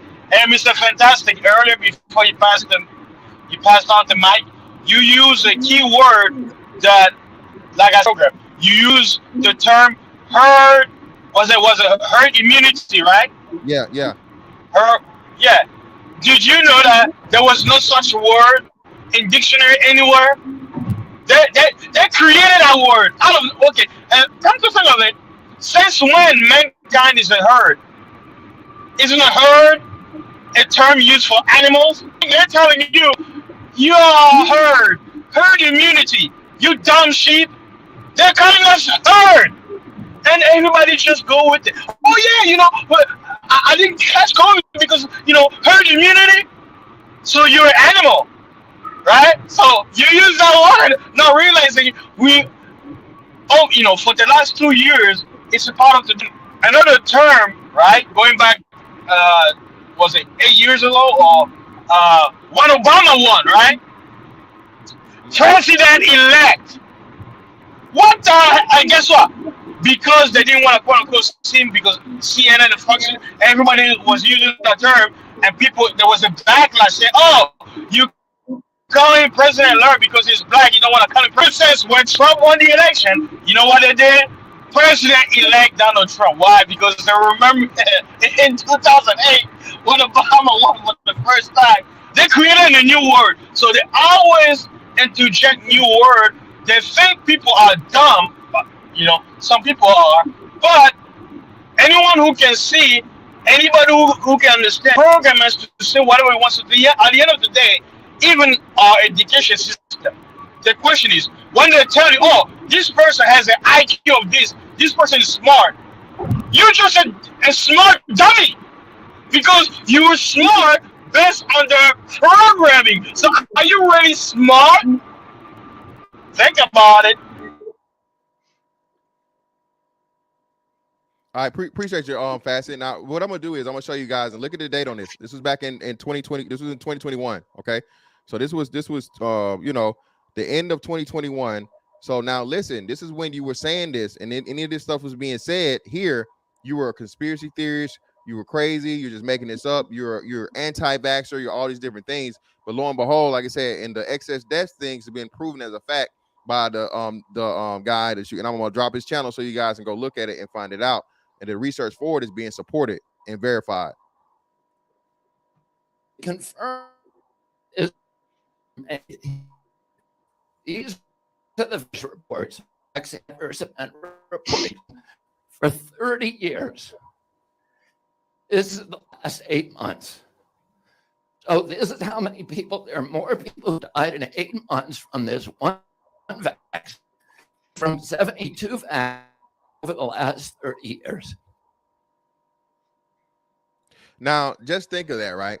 Now he says in an 8 months time span, you had more people that, allegedly, we'll say allegedly, died from the vaccine that they told you was mandatory in order for you to be able to go have a cup of coffee, in order for you to be able to go visit your family, in order for you to be able to travel either domestically or internationally. He's telling you in America, this is America now, okay, the most ever in an 8 months time frame. And this is what he's trying to tell you guys from the beginning, man. And then too, it's more. I'm not gonna be able to get to all of this stuff, but they're saying now it's research to support, or it's research that supports that there's people who had cancer and had their cancer eliminated, but now the cancer all of a sudden, bro, is back like with a vengeance. And when they do the research, they look into the cancer cells, they see the spike protein within those cells. Shout out to Bro Truth, man, again, who gave us one of the best breakdowns from the spike protein stuff, bro, that I've heard, just bar none across the board. And everybody laughed when he would say this stuff, and he would go into it and he would explain it in depth. And like, bro, when you put something that's artificial, that's in not only artificial in your body, but it's made to falsely replicate something, okay? All right, that's falsely replicate a fucking the original vaccine was not meant to be a replication. The original vaccine was meant to be present, your body recognizes it, your body attacks it, and lo and behold, your white blood cells, your immune system become aware of it. So if and when it comes into the live virus at any point in time, it's familiar with it, it attacks it, so on and so forth. But now we're gonna switch the entire game up to where, okay, well, we're not only going to put it in you and it's artificial, it's not a dead form of the actual virus. We're going to manufacture something and then we're going to make it replicate itself. Okay, well, that's a huge problem because that's not what it's supposed to do. All right, it's not supposed to do that. That's not how vaccine, the normal vaccines that mankind was used to. And not only now are you adding in a new type of vaccine, but then two, you're not doing the normal 10-year time frame or whatever it is to go through the proper channels to make sure that it's actually safe for human beings, and you're not making sure that it's safe, and you're making it mandatory for normal operations. Not only mandatory for normal operations, and he's going to get to the most important part of it here, man, which is just sad, man. And shout out to my young fellow, Young Swift, man. Again, I don't ever mean to overstep with some things, man. But sometimes, bro, people have their mindset. People, don't make your kids, don't make rash decisions over your children's health. I'll just say that. Here's another picture of it. These are the deaths for each vaccine. At 33 years. These are the deaths for 8 months from the COVID vaccine. This is CDC's data. Now, what we're finding is that the people who are most likely to suffer heart attacks are children. If you look at this graph, what you'll see is that the younger you are, the more likely you get myocarditis, which is what's killing people from heart attacks. Myocarditis, 50% of the people who get myocarditis, according to historical data, will be dead or will have to require a heart transplant within 5 years.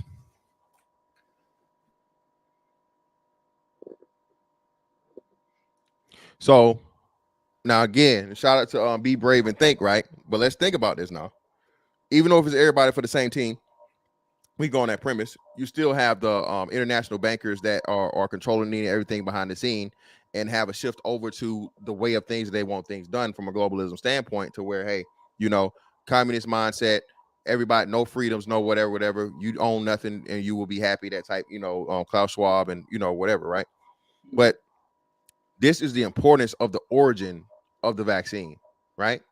This is the importance of the origin of the vaccine, because if this was a lab leak coming from China, and now you're at a point of where you're trying to have this hostile takeover. So not only do you have the you got the vaccine, right? Or you have the virus, which you get the vaccine for, which you make mandatory, which they say is okay for children. All right. So now you make it okay for children. And he's telling you the younger they are, the most people that's going to be affected are who? Who's going to be affected, chat? Put it in the chat. Who's going to be affected the most?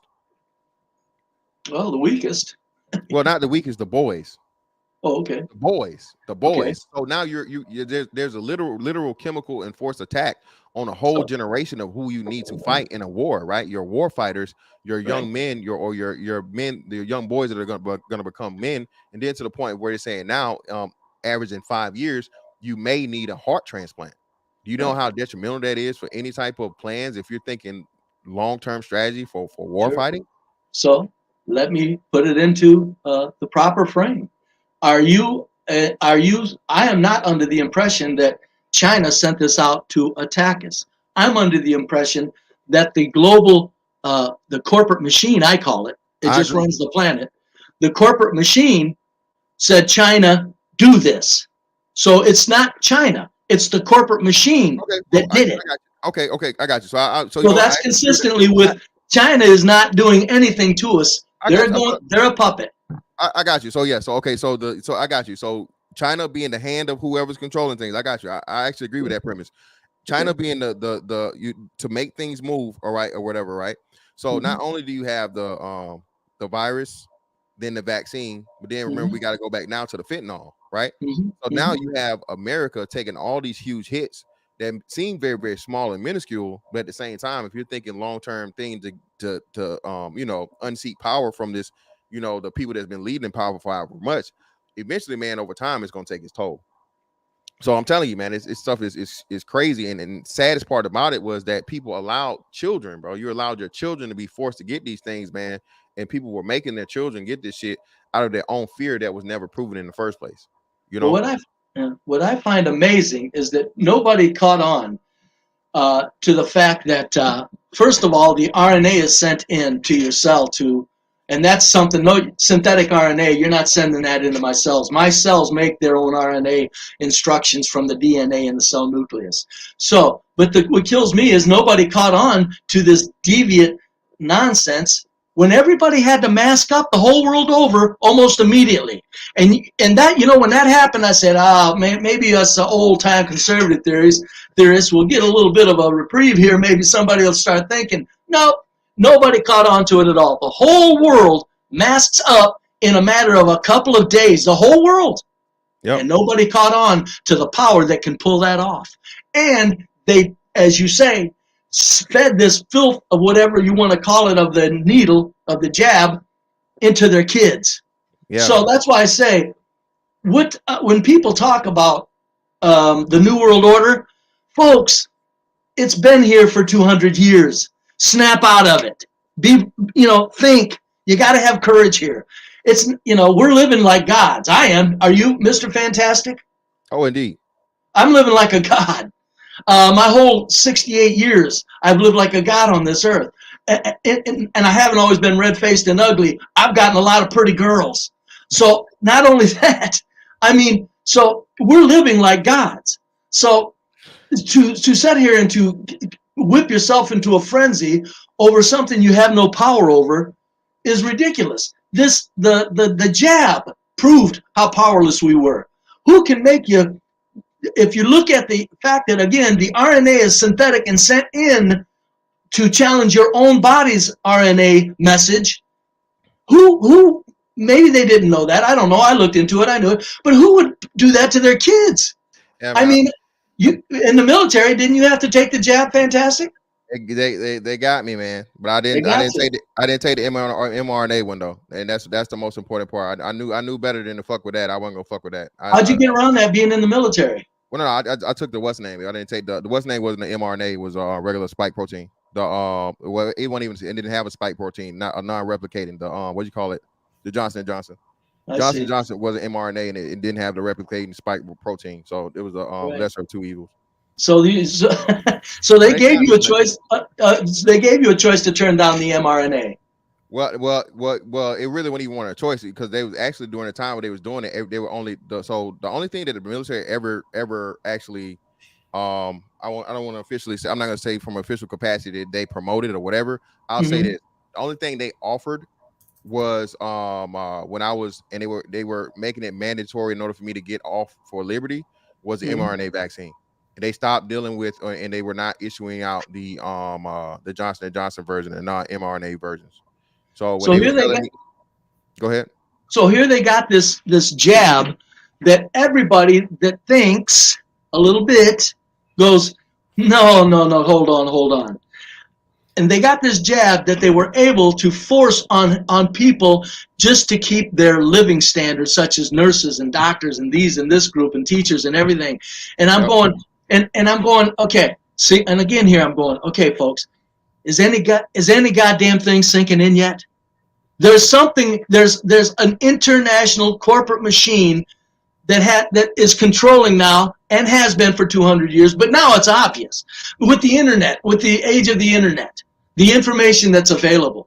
In fact, when the internet came out, I was blown away. I said, folks, this is not what it is. These people are coming out of the closet with their entrenched power, and they're giving us this information because they're telling us there's not a damn thing you're going to do with it. Here's this information on the internet. Have fun with it. Don't take yourselves too serious.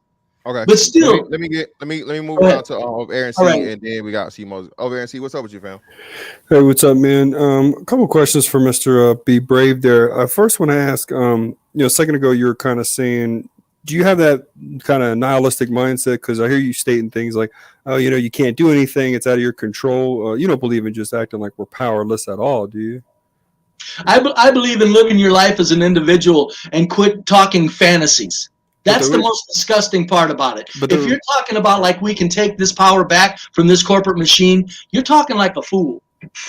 But the thing is, the reason why we're in this mess is because of individualism. We only have power if we are clicked up together. The last group to stand up to these people, all right, was during World War II. What did they do? They united with one another. This is why nationalism is the answer. All right, so that is the solution. I can tell you that first and foremost. But you yourself, you believe it's just ultimately over? If so, why do they still spend trillions and not trillions, but billions and billions in propaganda yearly? Because they print money. That's nothing to them. You think billions of dollars are anything to these people that print the money into existence? They just print it wherever they need it. And the World War II was a joke. There wasn't the nationalism. The soldiers in World War II were corporate mercenaries, duped kids, corporate mercenaries.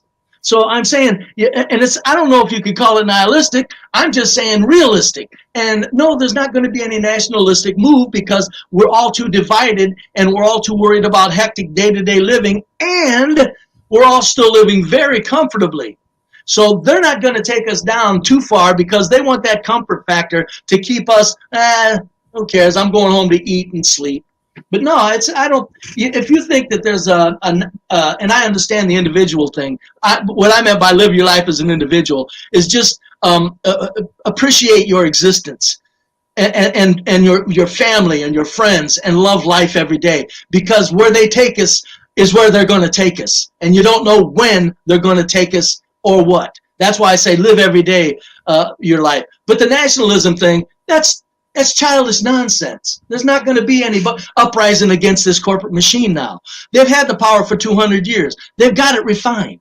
To think that we're going to come together and harken back to World War II when there was no information and we were all duped mercenaries, which is pathetic in itself. To harken back to that, well, we did it then. No, we didn't do shit then. They started that war. They controlled every aspect of it. They controlled who died, who where, who fought, who did everything. They controlled every bit of that. The German scientists came over here and started NASA after the war. Vice President of Bell Helicopter, German scientist. German scientists started NASA.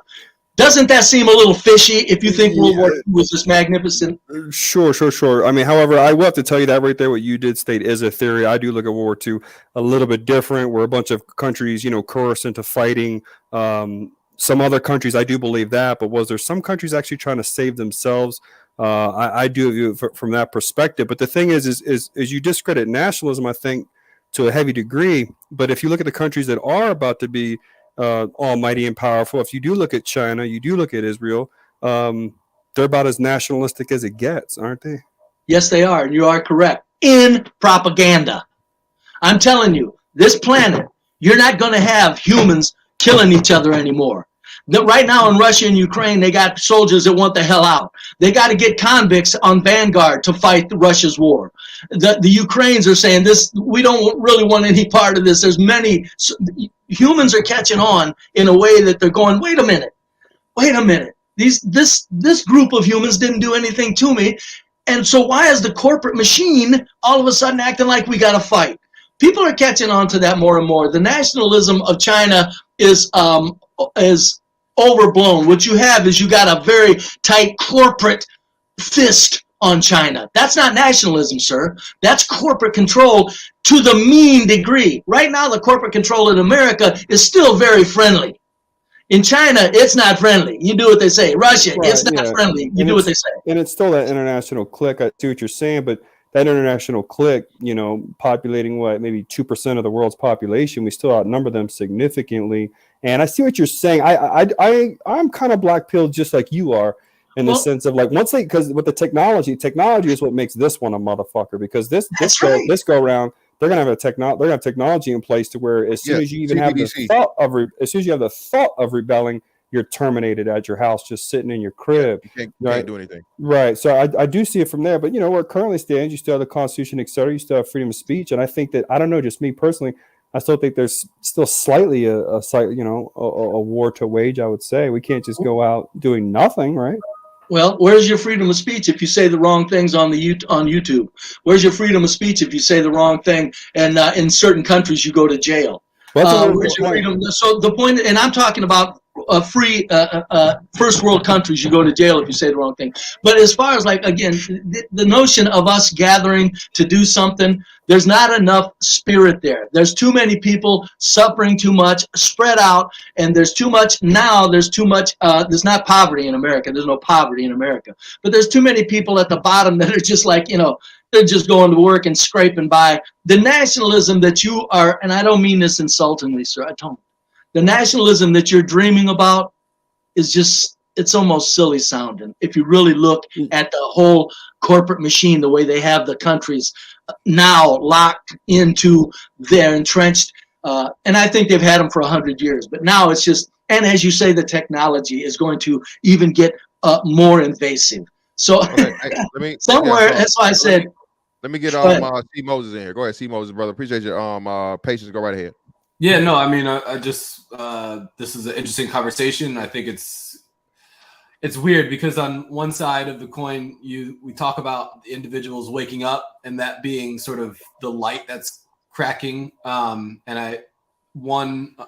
It's like it's bigger than any one of us. So a lot of the story is yet to be told, and so we almost have to kind of wait and see what's going to happen next, because who would have thought this is how this part of the story goes. The other side is like, one thing that came to mind is you say, well, nationalism won't work, but what would you call what took place with Trump? Like, if there's a slight pivot or someone sees what Trump was able to do, but then his limitations, I think that shows that there's a real possibility for when we do dream of, I don't know what the dream would look like, being this is where we are, where this amount of people took the whatever it was. But we could definitely rally behind a cause and really flip the script on the elites. Right. It is a fragile deck of cards, man. It's been done and it's happening. No, it's never. It's never been done. We've never been up against this foe. And do you really you think Trump wasn't scripted? Don't you think that what he was a relief valve just to give people a little bit of hope and to ease the tension between Trump's a shill. So he was just meant to ease the tension that conservatives were feeling because they were getting scared. So they said, no, let's make the conservatives feel like they got a leader and some power. That's common. Just lulls them back to sleep. Yeah. Yeah, I mean, Trump was a script. Trump is one of them folks. He's not one of us. All right, go ahead, C. Moses. Go ahead. Yeah, no, you can't ask a question and then provide the answer, because not to say that you're wrong, but I have a different view of it just because I'm a different human, right? So to say, was he scripted? I think in 2016, a lot of what he did woke up a lot of people in a way that you couldn't script that. So, but do I believe once he got in and what ended up happening over the other period of time? Absolutely. So, but I don't believe, because when he first said, when he pointed the finger at fake news, literally that's music to my ears. I could turn off the TV right now because literally I believe the news is fake, and to this day with what's going on the news, like I just don't believe it. But and so him saying that, not to say that it validates the feeling that I have, but if it was a script, I now have like some sort of connection beyond just this feeling inside of me that the news is fake. I know the news is fake now. So I don't know, like there's a way to look at what Trump does that to say, is he going by a script or whatever? All I know is he opened up. Everything is a script.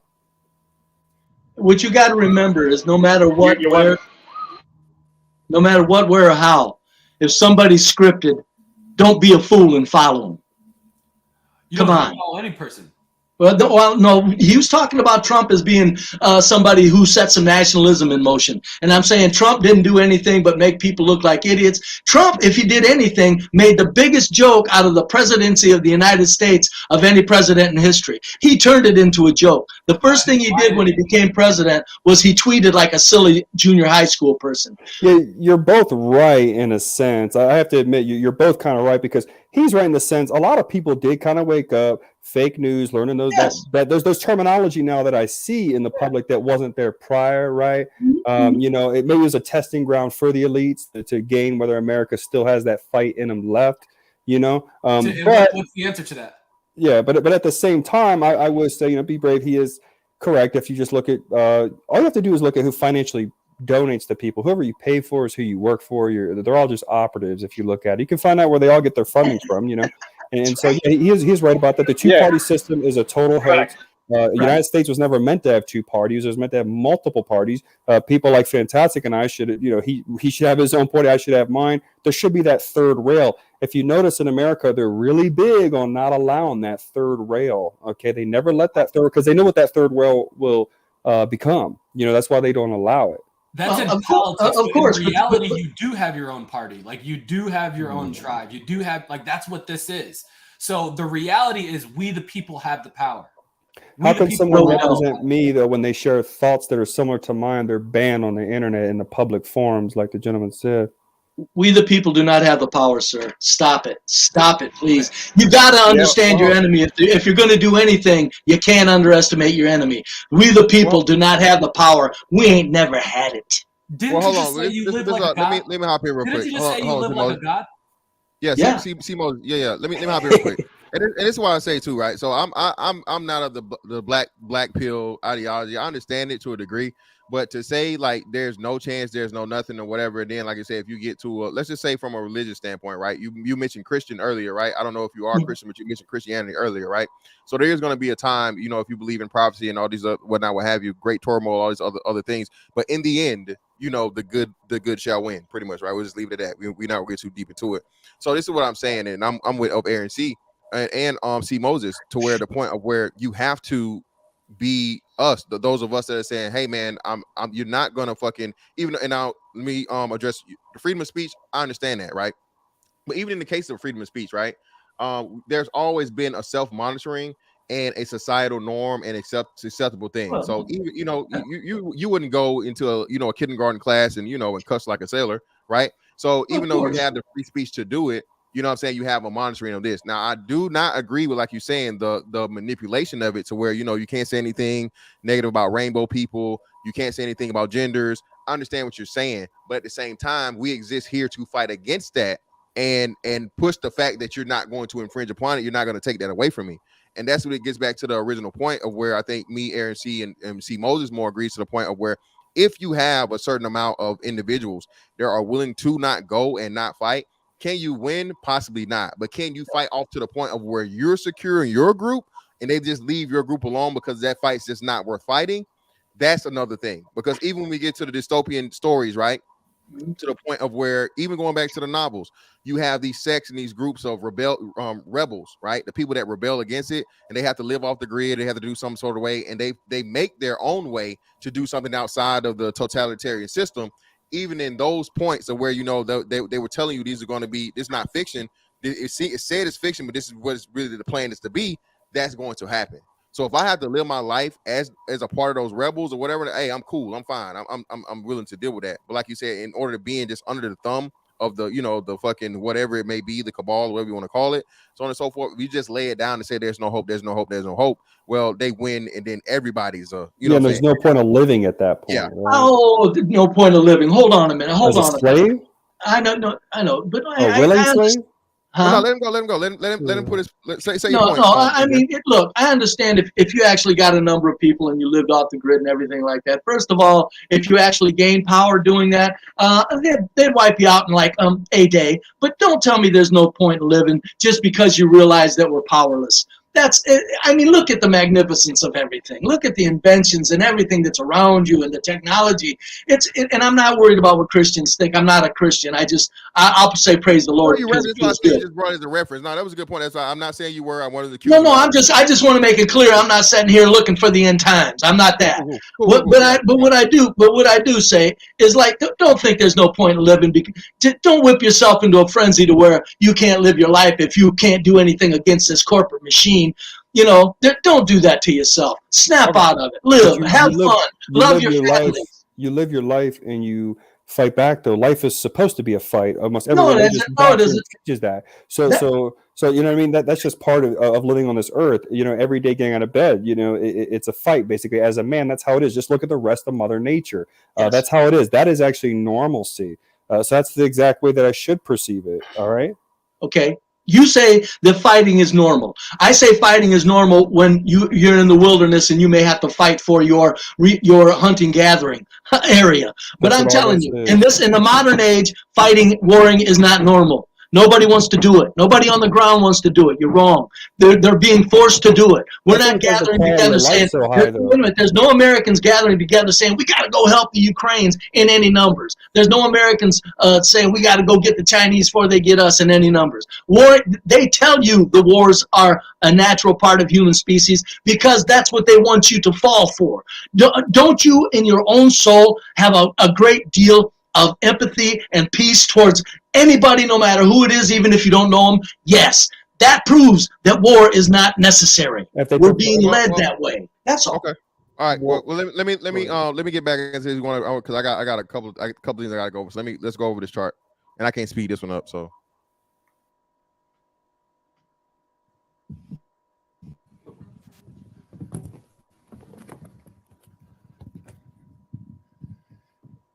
Here's an attempt to quantify how many kids will get myocarditis. 1 in 2,700. There are other studies. One says 1 in 300. Other says 1 in 3,000. This is probably the strongest study. One. Don't get paranoid.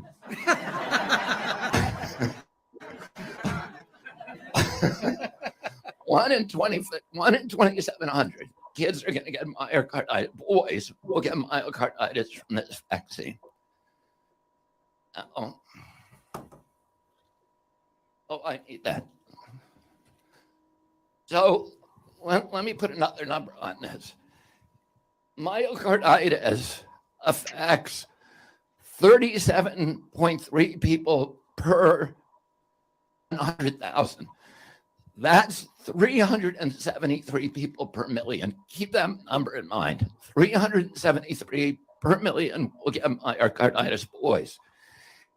Here is studies that show whether children are at risk for COVID-19.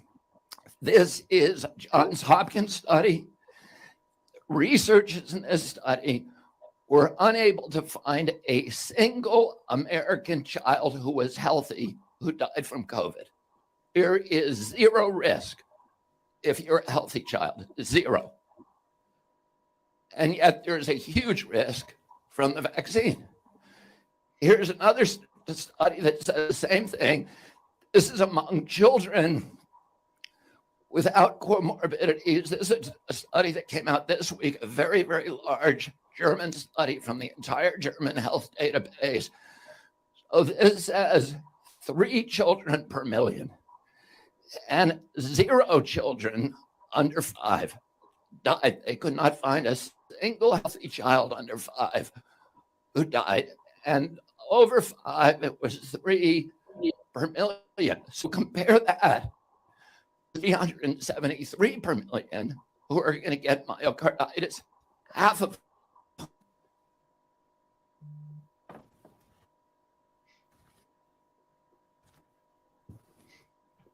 I have a question on vax. That's talking about one disease. You may have heard that. What's up? What's the question? If Somebody these said they had a question? Yeah, I did. I said that these the vax, it's all been basically dropped. So They bring it out. They do this. They come in. They fight it. They give these horrible statistics, which are horrible. And now the vax is dropped. Now, do you think the resistance did that? Or did the machine have that plan just to use the vax for a little while? Because I'm saying anybody that thinks that this vax was stopped by these people that are basically behaving as zombies politically all over the world, no way. They knew, they planned that vax out. They planned the C out.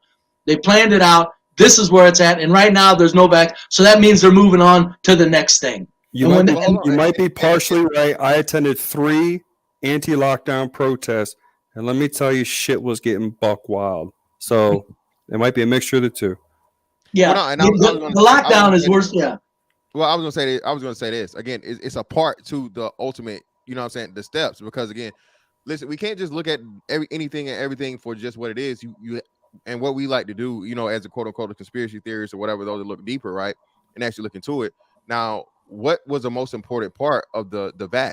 It wasn't the vax itself, even which that's going to be the thing. It was what the global passports, and you having to verify that you had this in order to be able to get into entries and all these other things. It's never just the one thing, right? It's a Trojan horse usually, right? Oh, they got a million things out of it, Fanta. One of the things they got was they can break it down which regions of the country, state, and world are going to be the most compliant.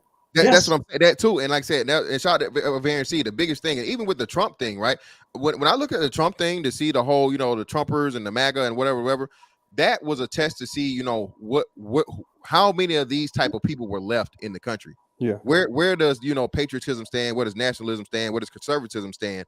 And we're going to give them this figure to bring them out, right? To bring them out of hiding, to get them to, you know, rah in the streets and all these other things. Because like you said, another big thing too with the lockdowns. And what happened was you had more people over in Europe that actually rebelled. They were fighting. I'm gonna show you this too, and it's going on. There's another one right now that's going on. That if you're not in this, you know, of the conspiracy theory ilk, you don't even know about it. I heard nothing about this shit. You know what I'm saying? They tearing shit up over in He's going France. Yeah, I know. Yeah. I didn't know until like yesterday. He's like, bro, they're going ham in France. I had no idea. Yeah, that's what I'm saying. And they purposely keep you away from this because again, man, the human experience in itself is like, you know, it's a constant push, and you know, the hidden hand of the government, whoever you want to say it is, and they have to have these, you know, these temperature checks to see what the culture is doing and what the people are doing and how much you can push the people before the people push back, right? So that's my take to it as to like a lot of these things that's going on, because that was the ultimate just test for society, man, to see how long you can force people to stay locked down and not do nothing and do what you're told, do as you're told. And now you just, you know what I'm saying, you had that run. Now whatever the next thing that's going to come, you get to try that and you learn that from the data.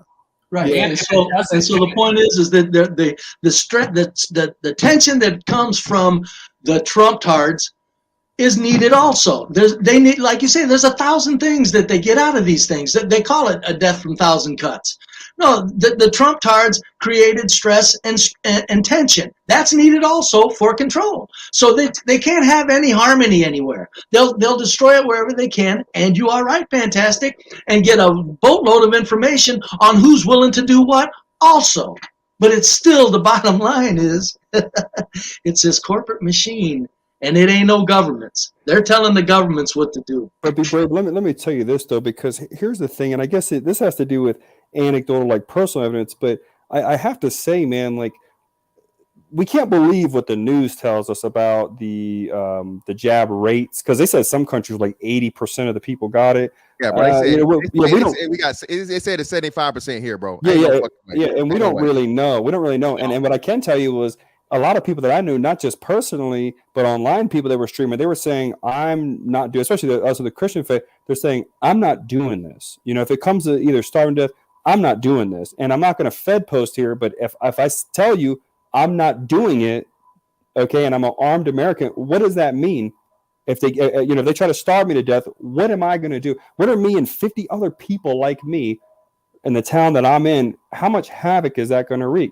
And that's the thing, is they don't want to have these wild cards. This is why I don't really feel the whole huge World War III bullshit. Okay. Yeah. That's never going to happen, because whenever they have wars are a wild card. They want an experiment they can control. When wars break out, there's certain variables that they cannot account for things might emerge that they did not plan. That's why I know the whole World War III thing is bullshit. Well, hold on, but this would be my challenge to this again, right? So, like you said, we go through the times, and like you said, you go back to World War I and World War II. Like those wars, what they told you, this war will fund all the next 2 world wars, right? With World War I, right? So again, you have to think too. There's some of the biggest money gets made through whatever, even though the money's invisible. You still have certain individuals and certain things that use that money, and you move it around. And one of the biggest ones is the military industrial complex. If you want to, quote, funnel money, if you want to do that, and then I can't speak on certain things that are going on in a certain country with a certain amount of funds. You know what I'm saying? But if we just look at that, and I'll leave it at that, and we'll move around from that. You see what I'm saying? Look at just how that happened. So I understand what you guys saying, and I from that standpoint. But when you look into, like you say, the residual effects and everything outside of just quote unquote World War III, it's a major thing that can affect a lot of other things. My bad. See, Moses, you wanted to say something, brother? Whenever you want to say something, man, I want to make sure you get in. But I appreciate your patience. Go ahead. All good. That's just my style. If somebody's talking, I'm gonna fall back, and if I remember it, then that means it was good enough for me to give it here. So when it comes to World War III, I think we talked about sort of things over time with World War I, World War II, and then also hunter-gatherers and different periods of time. World War III is really on the mind. It is a war, and it is over your mind and your ability to think and your ability to harness your soul and walk its path. So because I say that it's on the mind, that doesn't make it any less of a war. To that, when you talk about the funding of wars, over the last 100 years, what has taken place on this land with the Federal Reserve and the fiat currency, and every few decades, how it became less and less of actual money, just goes to show that the war is real, literally on your mind, because the money itself is fake. So they can compare, as Be Brave and Think has said, they can print money like there's no tomorrow because it's not actual money. It's not actual currency. What's real is your ability to control yourself and your actions and do your best to take care of your friends and family and have dialogue like this. And we have to understand, like, this is literally, a meeting of minds, in the sense that, like, if as I'm describing there being a World War III, we're literally like in a bunker right now discussing a strategy and how we can go out and save our people or just live life the way we want to. So, like, all of these things, I think we have to just give it more credit. And that's why it's like being black-pilled is one thing, but just trying to take and like belittle someone's vision and their ability to think that they can do the unthinkable that's not a good strategy for us to have in this war when we're literally in it. Like, we need people with that fire to believe that they can do what maybe you can't do, but somebody else absolutely can do. Yeah, and with World War III on the mind, like you're saying, while we still have freedom of speech in this country, it's important to wake up as many people as you can and educate whoever, so that when the war does start, they know exactly who to point the guns at. And usually the people that point the guns at are actually the people behind you, not in front of you. But just so you know, C. Moses, like what you were saying, what the international clique does, what this 2% does, okay, is they have a strategy of bleeding nations dry and then hopping to the next one. Okay, Europe was a superpower for how long, and then they had all that chaos, they bled it dry, then they propped America up, right? And now we're in the process of we're being bled dry. Currency going to be worthless soon and all that stuff, and then they hop on the next one. The next one is there's still speculation of whether that's going to be Israel or China, but yeah, that's how the international clique does it. They've used America as the world police for the last 100 years, and look at what we've done for them. I mean, we've absolutely just terrified the entire world for these people. That's right. And, we did a lot of evil shit, and we deserve to go down, in my opinion. Yep. I've said when I see these vets wanting donations, I don't say anything to them, but what I want to say is you were duped mercenaries. Yeah, never thank a vet for their service, man. Well, I live in one of these towns out here out west now where people thank you for your service. They worship the military's nuts, and I say, for what? I didn't do a fucking thing. You were not clear at all because of me. The whole thing of what you're saying, though, is if we look at what the generally the Europeans of the planet and the European people, including Americans, European immigrants to America, what we've been used for is exactly what you said. We've been used to destroy. We haven't set anybody free. What we've done is hold on. I gotta let me in. Okay, hold on. We've stolen natural resources is what we've done. Yeah, but listen, this is what I'm saying, right? So if you still use that premise of it being like, you know, controlled or whatever, or control opposition, at the end of the day, do you want to be on the losing team? You said yourself, right? Be brave and think. You said you live as a god, right? Do you think you'd be living as a god in, let's say, in Poland or Uzbekistan or some shit? No, you wouldn't. You live as a god. They live better than people think, though. And what not as good as we do. No. Yeah, what that's do you what I'm mean saying. by So living that's as a what I'm saying. god? So when people, you know, I guess criticize the military, whatnot, what have you, it's a necessary evil that every society in the history of mankind has used because war is a thing. You know what I'm saying? And whether like you said, whether it's artificial or whether it's real or whatever for its resources, all these different things. Nah, fantastic. I got it. Back then, it was way different. It was, yeah, I feel you. But for the tribe, it was for, you know, they were killing each other. You know, now it's, you know, like I said, even though it's like I said, I understand it. You know, I can't really, you know, but I understand what it is. But at the end of the day, the question is, would you rather be on the losing team? Would you rather? That's why I say here in America that when we go off into these fantasies, it's like that's the double shame of it. Because we're the ones living the best on the planet, we should be the ones doing the most accurate thinking, and we're not. Yeah, but we got somebody new up here. We got 777 radio in the building. Greatly appreciate you. What you got for me? Hey, what's going on, panel, everybody? You know, I'm prepared, you know, mentally for us to eventually go to war. And I mean a real war. I mean, I'm not going to say that all these other wars weren't wars, but I want to go to war with Russia. I want to beef with China. I'm ready to see what this is going to be like for, you know, a couple superpowers. You know, we can't just go into, you know, Iraq is a bunch of people dusty rolling around with AKs. I want to see what our military can do with trained professional killers. Okay. Respectfully. Well, let me ask you. Let me ask you this though. I mean, well, not ask you, but tell you. I mean, as far I just came in hot. Sorry. Go ahead.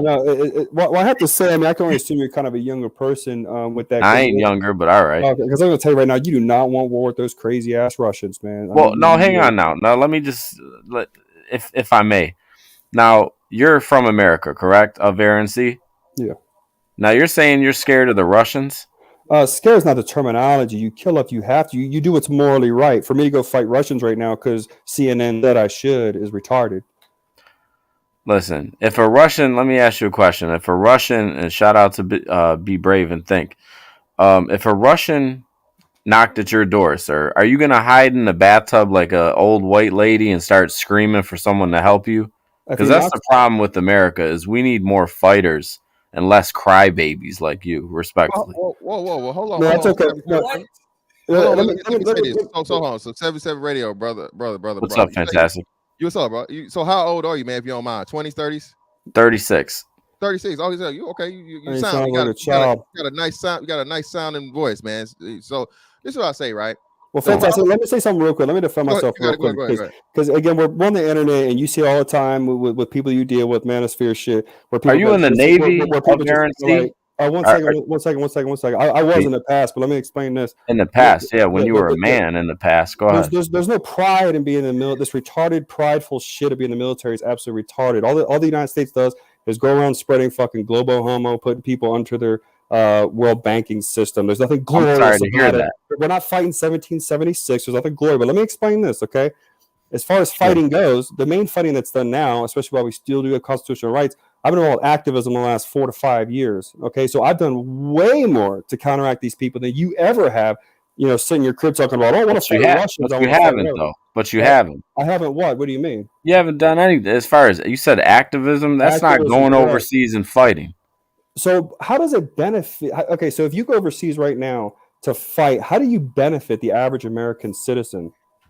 Okay, well, when China tries to invade us, you're going to have to fight. So all your activism and lighting candles and walking around the street yelling, that ain't going to do nothing to a bunch of Chinese soldiers with the the AR-15s aimed at your They head. don't have those AR-15s, dumbass. But what do they use? MP4s? Most of them have variations of the Type 95 rifle. But go on.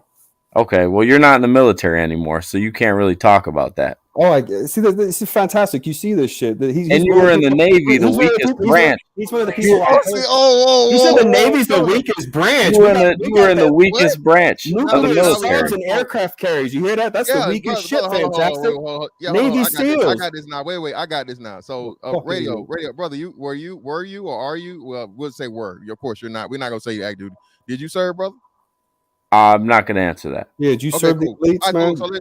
So cool. So the Navy being the weakest branch, when literally the Navy has the most and is the most motherfucking important motherfucking part of the military. Why? Because you control the sea and you control the movement of any and everything of world commerce. Hold on, and you literally have a mobile military base, brother. So you can have attacks on multiple fronts. What are you talking about? Yeah. I would say the Marines. Oh, brother. So hold on. So wait.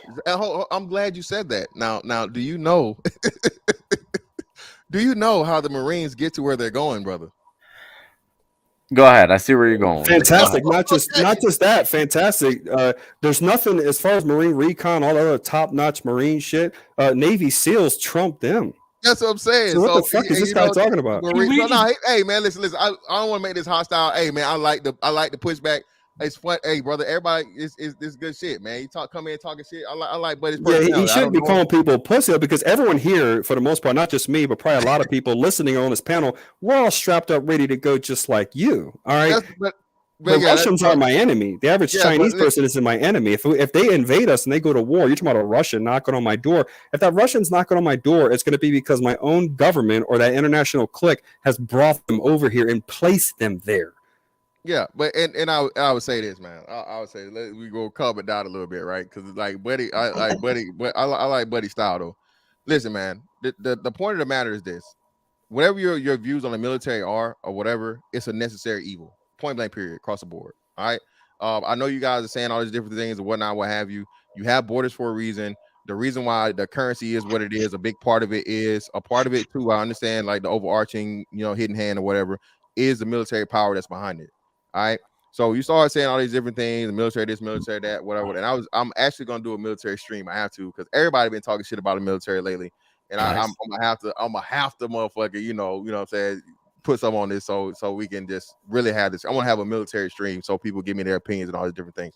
Nice. But in this day and real quick. Oh shit. Okay, cool. I Luchin Nick, if you want to be on cam, bro. I know you say you want to come up. You don't got to be on cam if you want to. I want to make sure before I pull you up. Fasten's back. Luchin Nick, you good with being on cam, fam? Just give me a thumbs up if you good with being on cam. Let me say right quick, fantastic, that the purpose of a military nowadays is to make sure that we have control over the planet's resources. It is a necessary evil. And that's the reason. It's corporate international elites to have the control of resources, not right. That's what I meant. Excuse me. The corporate machine uses the military to control the natural resources that are funneled to wherever they want to funnel them. That's the purpose and the necessity for a military now. But it's not. There's no need for militaries as far as. As far as any other countries fighting each other, that's all bullshit. The military is now to keep the peasants in control, and it's very much needed. Fantastic's right to a degree, though. Fantastic origin of a military, of course, is like defense. And you know what? Out of all the branches, the Navy does do one good thing. They protect the world's shipping lanes. There's really small countries out there that don't have any power. They are free to participate in trade and commerce because of the U.S. Navy. So there's like that. But as far as all the other bullshit, it is bullshit. Well, let me we'll play this right here. And again, this is France, y'all. I don't know how many of you guys were aware of this. But again, you have these upheavals and these uprisings of the people because these governments try to push too hard and try to demand too much. I remember there was a lot of this stuff going on when they had the lockdowns, and one of the major reasons for them coming up out of those lockdowns because people started rioting and fucking taking to the streets. They shut that shit down last time in France with that. I didn't even think about that. Yeah, hey, Mr. Fantastic, shut it down. Lucha Nick, brother, appreciate you for coming up, brother. What's up with you? Hey, I just want to say, man, this is my first time on your stream. I appreciate you having me on. I do gotta say, to all the the veterans, like myself, thanks for your service. And, I'm ex-Air Force, Air Force Hood. I was stationed in Minot, North Dakota, Missile Cop Security Forces. My sister graduated from Great Lake, Chicago, Navy. She was the E7. And so, I just don't want to disparage any veterans, because just like, we're all soldiers, and I'm talking about people that joined the military and did put their lives on the line for their nation, which happens to be America. And make no mistake, guys, we would have went up against other people just like us in other countries. And so make no mistake about that. And I just wanted to say that because someone left a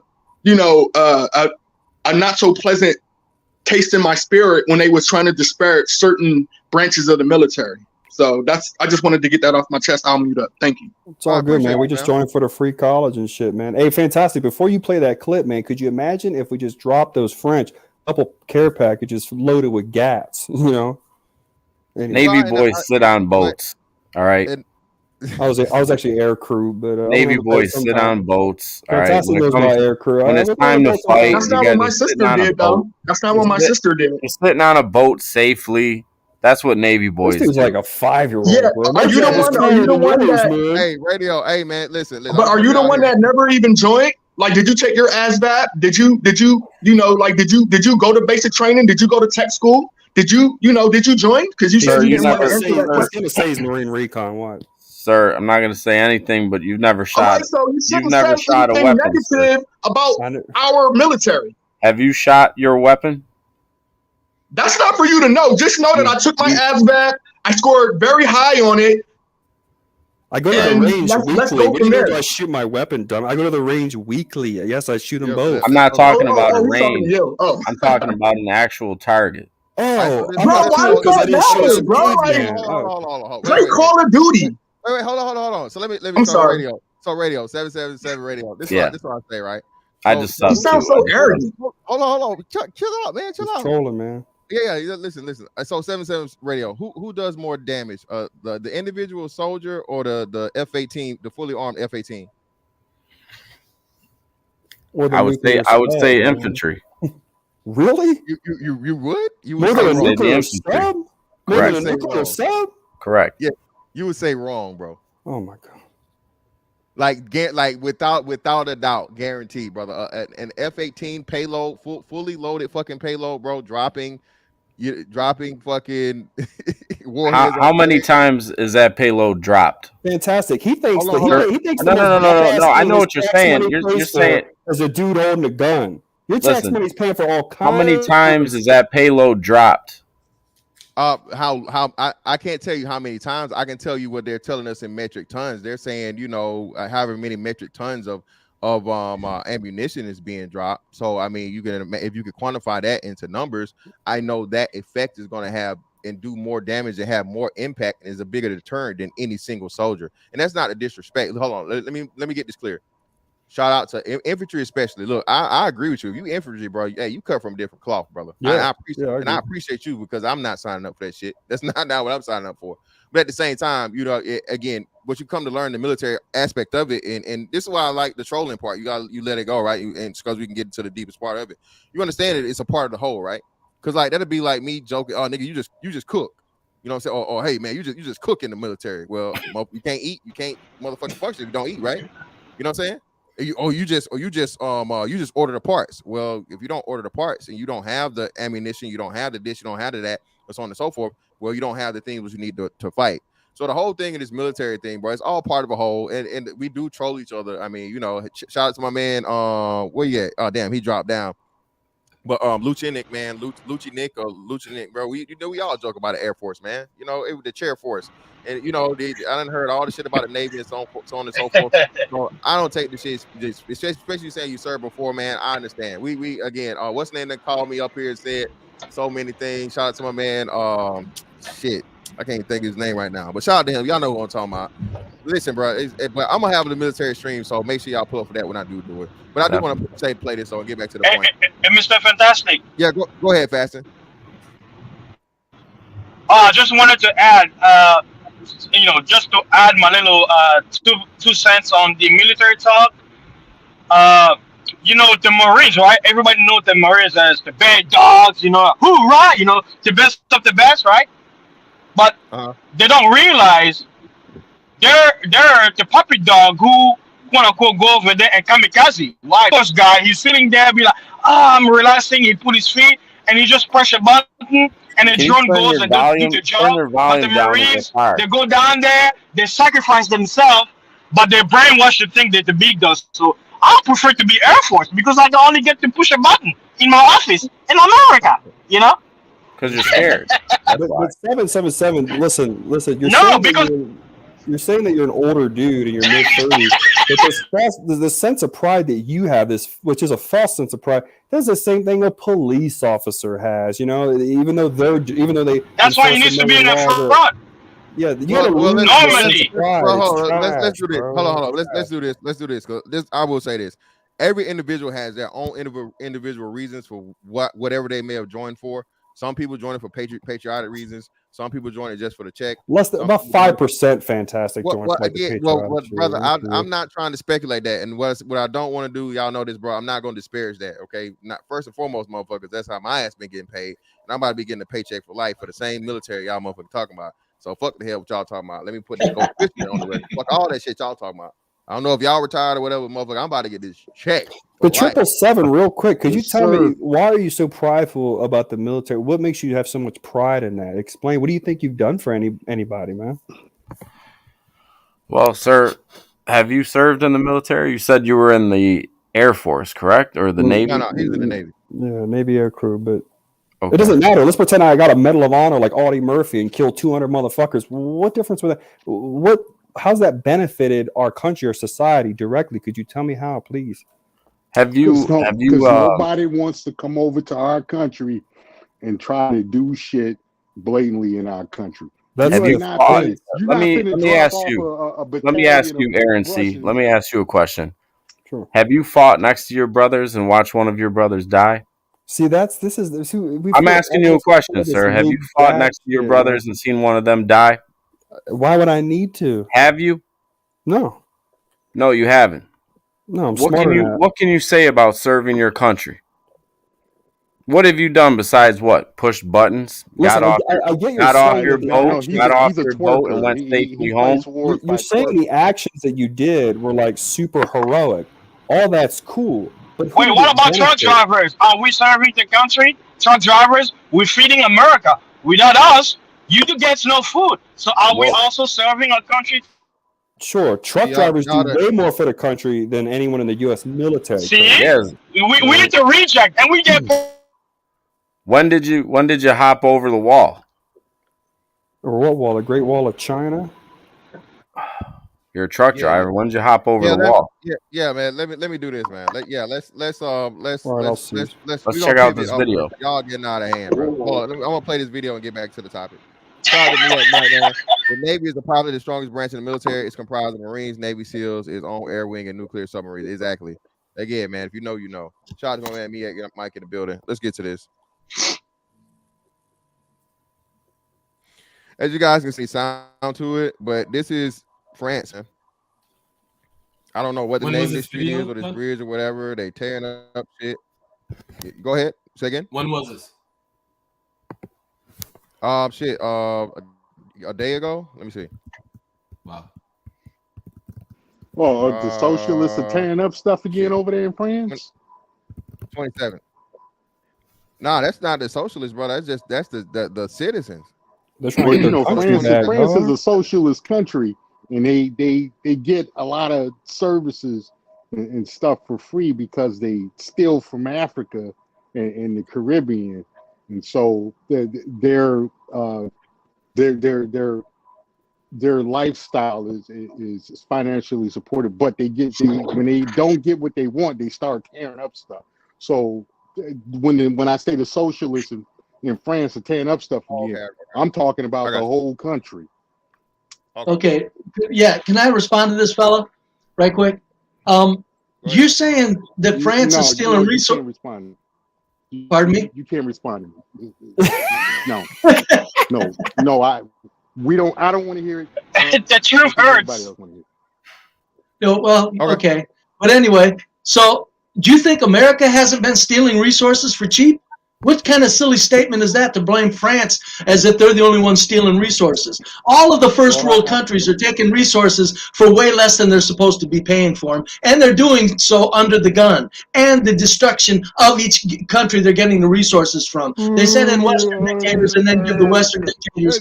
Okay, so then you do this. Leave, since America, since the U.S. is such a problem to you, leave. Where am I going to go? I'm going to a this is first our world country. country. You don't They're run all from doing it. problems. You don't run from problems. You overtake. Go to a country where your idea and standard of living is being present in that country. That's impossible people because like the you- elites control the world, so it's impossible. Yeah, he don't get that. Yeah. He's living in a dream world. Yeah, there's nowhere to run. Whether you go to China, Russia, Africa, Brazil, they control everything. The bloodline, right? The bloodlines, they're all over. Pick a team. If you don't like our team, go to another team. There is no team. It's mankind versus the fallen ones. Then stop crying. See, they tricked us to pick a team like red, blue. Okay, hey, we got to bring y'all goddamn y'all arguing too much. Come on, let's just hop into this. So again, back to the biggest things. Like I said, one of the biggest pivot points of this is going to be and like I said, I've got you. Let's just get back to the point of where what was it? What was it, y'all? The one of the COVID thing, the way he wrote Klaus Schwab. I can't think of the name of the book right now. Help me out. World Economic Forum, fella. Oh, yeah. What's the name of the book? Oh, I can't recall the title, but yeah, he's dropping. He's giving us a reality drip, is what it is. He's telling us where we're going, and that's where we're going to go. Yeah, they gave you the plans in the book, and for whatever reason, I'm drawing a blank. What's the name of the book? Y'all help me out in the chat, man. What's the name of the book by Klaus Schwab? The Great Reset. Yeah, the Great Reset. Appreciate you. Yeah, the Great Reset. The Great Reset is literally a blueprint of the plans and everything for the future. It goes over everything from the green energy agenda, the economic change, the CBDC, the social credit system, all these different things they tell you in the Great Reset, right? Mm-hmm. So we have to think about this from the standpoint of and like I say, you can't just look at the vaccine and or the virus just as what it is. You have to look at it to it and everything else that gets to come from it. And this right here is going to tell you and talk to you to just how much they're attempting, or not attempting, they actually are keeping you blind, the public now, of what's going on. Now, again, we know about the hidden hand and the overall overarching things, but at the same time, you have here in America, you have rights, Freedom of Information Act, and all these different things, to where you're supposed to be able to demand certain things of your government, and therefore, hey, you make those demands. If there's nothing of certain classification of secrecy or whatever, it's supposed to be available to the public. We have a sitting Rand Paul is a senator. I think Rand Paul is a senator, right? Is a senator, all right, and he's asking as to how and why he has not been provided the information he's asking for the people of the United States of America. Let's get into it. State Department refused to comply. When Assistant Secretary Sherman came, I asked her the same question. She didn't seem to be aware that you had been funding coronavirus research, but you are. And I got the "I'll get back to you" line. A couple weeks later, I met personally with you at the State Department and asked you the same question. Will you not divulge to us the records of the State Department's support for coronavirus research, particularly in China? You assured me you would help. We communicated several times over the phone with another Assistant Secretary of State who finally sent us a letter and said, no, we're not going to give you anything. So that's where we stand. And it's my question is, what's the State Department hiding? Why won't you give these records to the American people? Senator, thank you. And yes, I appreciated you raising this when we saw each other a month or so ago. And my understanding is that our teams have been working to find an accommodation. There's longstanding. We got a refusal, blanket refusal. No, they are not going to give us the records. We cannot directly provide the Sure you can. unredacted cables. We have a long practice with this committee about how we do. You're things. refusing. You're refusing to release them. No, It's but I not that think you can't. There's a difference between can and may. You won't do it, but you can.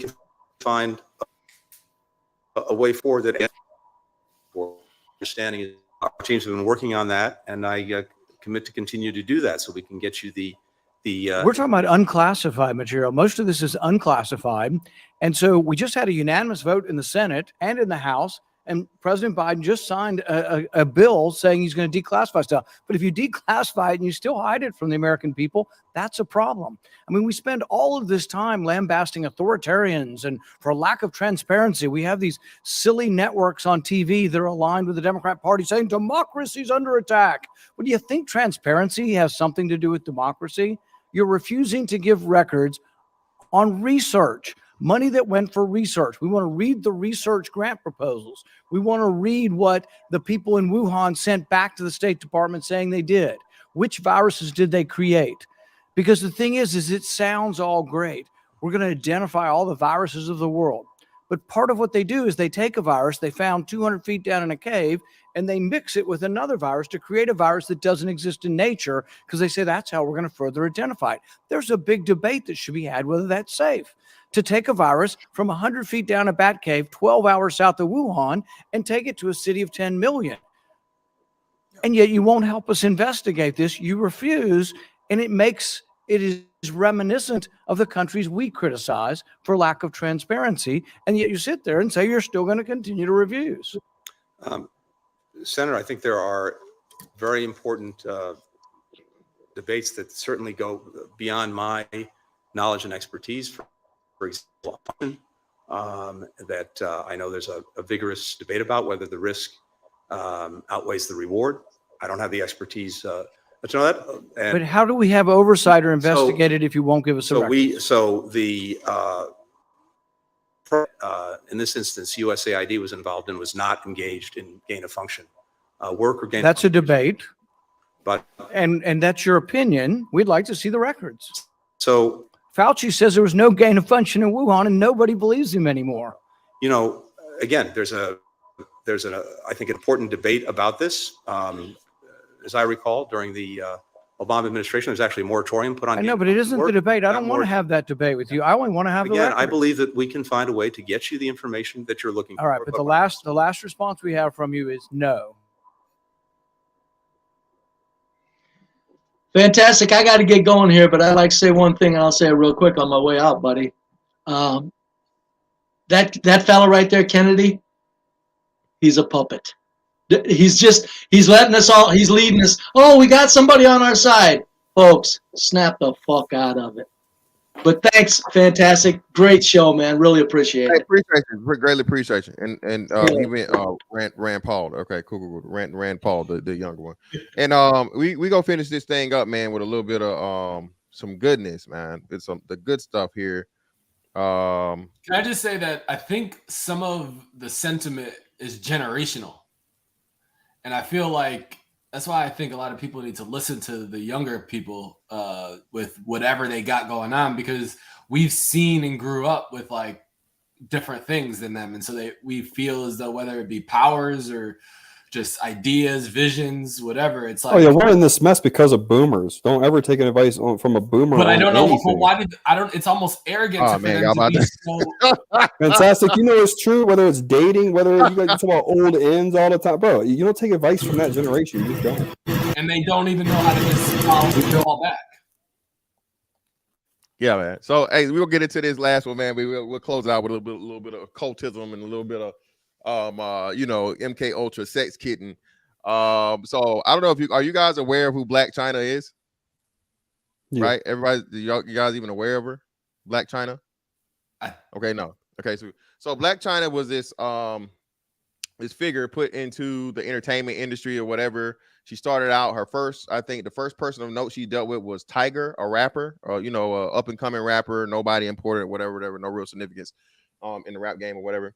But she had a kid by him, and then she got into the situation where she was just this sex kitten, man. You know what I'm saying? She was, other rappers was talking about her. She was always on the scene and all these different things and whatnot, what have you. And then she's dealt with the Kardashian brother, I think with Rob Kardashian or whatever. And she got into that lane to where she was in that echelon to be around, you know, that alleged witch coven, right?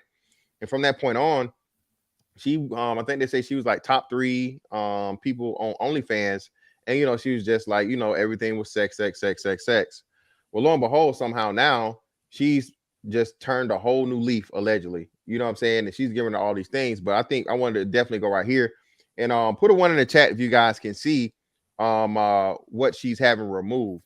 Put a 1 in the chat if you can see what she's having, the tattoo that she's having removed. Yeah, devil himself. Damn. As above, so below. You know what I'm saying? You know what I'm saying? And what we're seeing, man, is I wanted to talk about just the impact of how and why even this ultra overt sexuality everywhere, bro. That shit is contrived too. And that's definitely a part of degrading a society and just people. Because bro, once you get all this stuff we're seeing, dog, and people never see that it's, you know, that big of a deal. Right? Yep, exactly. Got the Baphomet up there, man. You know what I'm saying? Let me play this so you guys can see her actually getting the tattoo removed or whatever. Doing amazing.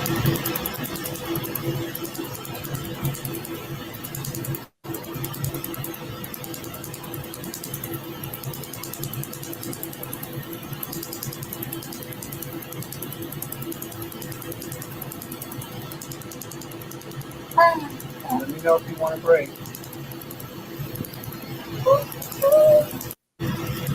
You're doing amazing.